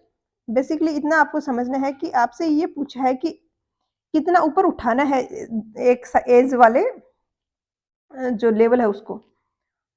क्वेश्चन नंबर 88 में दिया है कि रेनफोर्स सीमेंट कंक्रीट जो स्लैब है रोड पेमेंट में, उसमें रेनफोर्समेंट हम किस तरीके से रखेंगे। तो यहाँ पर रेनफोर्समेंट होता है वो मेश की फॉर्म में होता है, वेल्डेड मेश होता है, इस तरीके से वायर्स हैं, इस तरीके से वायर्स हैं। पेमेंट में हमारा मेन पर्पज होता है रेनफोर्समेंट देने का कि क्रैक्स को प्रिवेंट करना, जो भी क्रैक्स डेवलप हो रहे हैं उनको प्रिवेंट करता है रेनफोर्समेंट अगर दिया गया है तो आगे नहीं बढ़ने देता उनको। तो इस तरीके से तो लॉन्गिट्यूडनल भी वायर्स होते हैं, ट्रांसवर्सली भी होते हैं, और उसको हम प्लेस करते हैं, तो सी यहाँ पर करेक्ट आंसर होगा। क्वेश्चन नंबर 89 में दिया है कि एक फाइन सैंड की कितनी मिनिमम थिकनेस रिक्वायर्ड होगी to cut off the capillary rise of water completely. तो हाईवे के टॉपिक का एक क्वेश्चन है, एक कोड है इसका, ये IRC 342011, इसमें यहाँ पर दिया गया है कि अगर फाइन सैंड है तो 300 होगा सबग्रेड के लिए, अगर 0.6 to 1 मीटर अबो हाई फ्लड लेवल है तो, और सबग्रेड 0.6 to 1 की रेंज में है तो 350 होगा। mm में दी गई है वैल्यूज फाइन सैंड के लिए। क्वेश्चन ने ये आरागोर में भी दिया हुआ है, वहां पर इसका आंसर 76 दिया है, जिसका कोई रेफरेंस नहीं मिल पाया है। यहाँ पर आंसर की में जो ओपीएस ने आंसर करेक्ट माना है वो 40 mm माना है। तो इन वैल्यूज के हिसाब से देखा जाए तो यहाँ पर सबसे अप्रोप्रिएट होगा वो ऑप्शन ए हो सकता है 40 mm, और इसी को करेक्ट माना है ओपीएससी ने। क्वेश्चन नंबर 90 में दिए है कि सूटेबल ग्रेडियंट वो जिसमें इंजीनियर की कोशिश रहती है कि वो रोड को डिजाइन कर दे कि ग्रेडियंट इतना रखे, तो इसको क्या कहते हैं। तो ये होता है रूलिंग ग्रेडियंट, एक होता है लिमिटिंग ग्रेडियंट। रूलिंग ग्रेडियंट वो ग्रेडियंट है जो कि यूजुअली उसी रेंज में हम डिजाइन करते हैं रोड को, उसका जो स्लोप है उसी रेंज में रखा जाता है। लिमिटिंग ग्रेडियंट क्या है, रूलिंग ग्रेडियंट जिससे स्टीपर होता है, कुछ स्पेशल केसेस में हम इसको अलाउ कर देते हैं, बट इन जनरल पूछा जाए तो रूलिंग ग्रेडियंट की ही रेंज में उसी वैल्यू के अंदर हम स्लोप रखेंगे रोड का। तो यहाँ पर बी हो जाएगा आंसर, तो यहाँ पर बी हो जाएगा आंसर। क्वेश्चन नंबर 91 है, इसमें दिया है कि जब हम रेंजिंग करेंगे और ऐसे दो पॉइंट्स हैं जिनके बीच में विजिबिलिटी नहीं है, जैसे ए पॉइंट है बी पॉइंट है और इसके बीच में इस तरीके से है कि ए से बी पॉइंट है वो विजिबल नहीं है, तो ऐसे में हम रेंजिंग करेंगे तो उसको क्या बोलेंगे। तो उसको इनडायरेक्ट रेंजिंग बोला जाता है, रेसिप्रोकल रेंजिंग भी बोला जाता है। हम इसका प्रोसीजर भी समझ लेते हैं एक बार कि कैसे की जाती है ये पॉइंट है ए, ये पॉइंट है बी, विजिबल नहीं है एक दूसरे से। अगर विजिबल होते तो हम क्या करते, ए पॉइंट है, बी पॉइंट है, मिड पॉइंट पे यहाँ पर किसी को हम रेंजिंग रोड देके रखते किसी को, और बी पॉइंट पर कोई दूसरा सेकंड पर्सन होता जो कि रेंजिंग रोड लेके है, और एक पर रेंजिंग रोड लेके खड़ा है यहाँ पर। तो यहाँ से अगर हम देखते तो हम सी वाले को इस तरीके से गाइड करते कि वो इन दोनों के बीच में आ जाए। यहाँ से फॉर एग्जांपल आप देख रहे हो तो आपको दिख रहा होगा कि अगर ये एक दोनों लाइन में आ जाएंगी तो ओवरलैप करेंगी तो आपको पता चल जाएगा कि हाँ अब सिर्फ आपको सी वाली रोड दिख रही है, बी वाली उसके एग्जैक्टली पीछे छुप रही है, मतलब तीनों हैं वो स्ट्रेट लाइन में है। बट अगर इस तरीके से रेज्ड ग्राउंड है और विजिबिलिटी नहीं है तो उस केस में हम क्या करेंगे, दो हमें रेंजिंग रोड रिक्वायर्ड होंगी बीच के लिए। एक तो ए और बी के लिए तो थी ही, बीच में जहां पर पहले एक चाहिए थी वहां पर अब दो चाहिए होंगी। और इनको मान लिया हमने, एक को यहाँ पर इस एक पर्सन को यहाँ खड़ा किया, एक को यहाँ पे खड़ा किया। तो एम वाला जो पर्सन है, M2 पे जो पर्सन है वो यहाँ से देखेगा और इस पर्सन को और बी को एक स्ट्रेट लाइन में ला देगा। ये इसने इस ओरिएंटेशन में ला दिया, N2 अगर इधर उधर था तो इसने इसको यहाँ ला दिया। अब N2 क्या करेगा, सेम वही रिपीट करेगा। N2 को कौन कौन से पॉइंट्स विजिबल है, ए बी है और एम बी है। तो M2 यहाँ पर था तो ये यहाँ से देख के M2 वाले को गाइड करेगा कि इस लाइन पे आ जाओ यहाँ पर।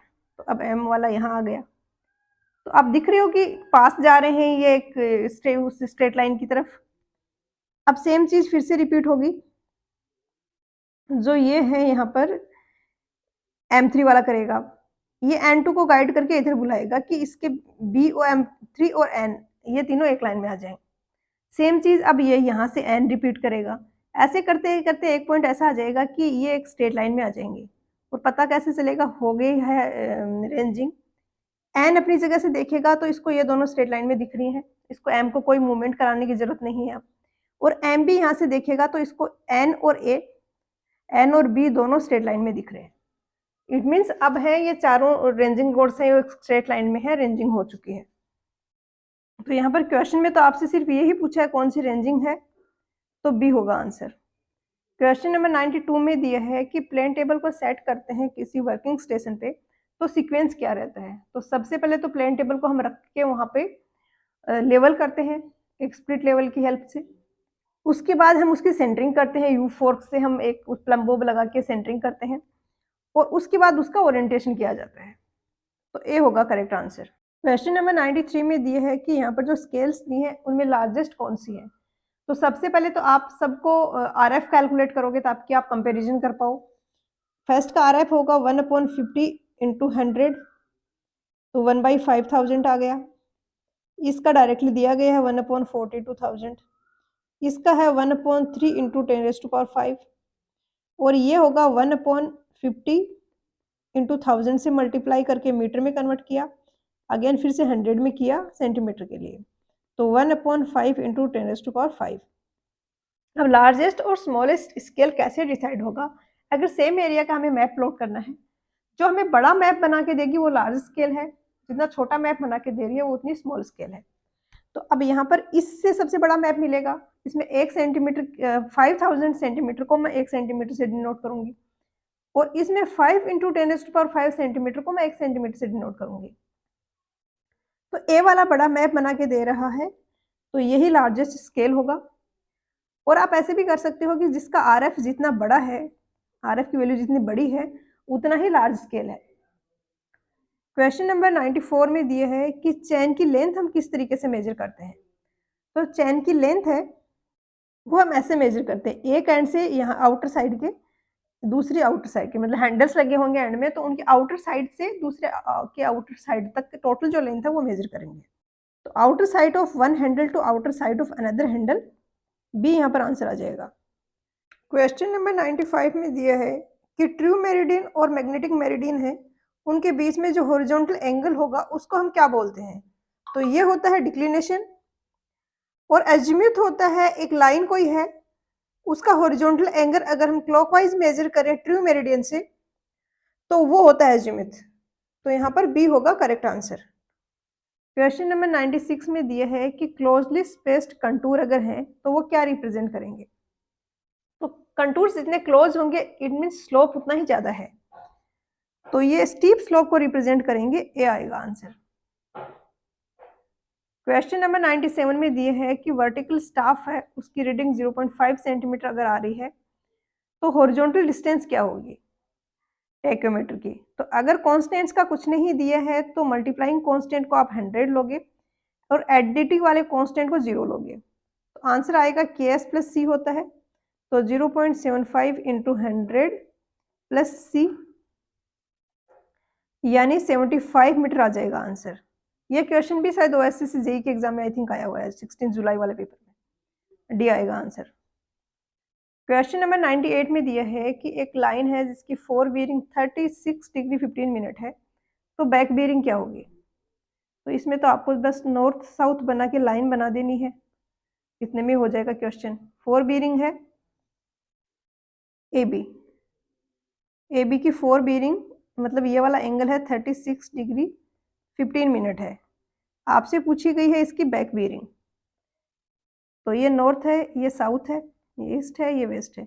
बैक बीयरिंग मतलब फोर बीयरिंग में तो इस लाइन का एंगल बीयरिंग ले रहे थे, अब हम इस वाली लाइन की बीयरिंग लेंगे, इस वाली लाइन की, तो ये इसकी बीयरिंग क्या हो जाएगी, तो ये वाला टोटल एंगल, ये 36 है तो ये भी 36 होगा, ये वाला एंगल। क्यों इस तरीके से जेड के अंदर आ रहे हैं ये एंगल दोनों जो, तो ये 36 डिग्री 15 मिनट हुआ और ये 180 इसमें और ऐड कर देंगे, तो ये आ जाएगा 216 डिग्री 15 मिनट। क्वेश्चन नंबर 99 में दिए है कि थ्योडलाइट ऐसा इंस्ट्रूमेंट है जिससे हम एंगल मेजर करते हैं, कौन सा करते हैं, हॉरिजॉन्टल, वर्टिकल या लीनियर मेजरमेंट करते हैं इससे। तो हॉरिजॉन्टल और वर्टिकल एंगल के लिए हम थ्योडलाइट यूज करते हैं, सी होगा आंसर। लीनियर मेजरमेंट भी हम इससे कर सकते हैं अगर टैक्योमीटर है हमारे पास, मतलब जो थ्योडोलाइट है उसमें इस तरीके से क्रॉस हेयर लगे हुए हैं और स्टाफ यूज कर रहे हैं हम साथ में। तो क्वेश्चन नंबर 100 में दिया है कि एनी टू कंजुगेटिव कंटूर्स के बीच की हॉरिजॉन्टल डिस्टेंस को हम क्या बोलते हैं। तो ये हॉरिजॉन्टल इक्विवेलेंट होता है, जैसे कि एक पॉइंट है यहाँ से पास हो रहा है 400 का कंटूर, यहाँ से पास हो रहा है 402 का कंटूर, तो इनके बीच की वर्टिकल डिस्टेंस तो होगी 2 मीटर और हॉरिजॉन्टल जो डिस्टेंस होगी इनके बीच की उसको बोलेंगे हॉरिजॉन्टल इक्विवेलेंट, बी होगा आंसर। तो ये क्वेश्चन पेपर यहाँ पर एंड होता है। नेक्स्ट में जो मेंस वाला पेपर था उसको डिस्कस करूंगी और स्ट्रेटेजी का वीडियो मैं जल्दी लेके आऊंगी। तो नए हो तो चैनल को सब्सक्राइब कर लो, बेल आइकन प्रेस कर लो ताकि आपको नोटिफिकेशन मिल पाए वीडियो आते ही। तो मिलते हैं नेक्स्ट लेक्चर में एक नए टॉपिक के साथ। पढ़ाई करते रहिए, ऑल द वेरी बेस्ट।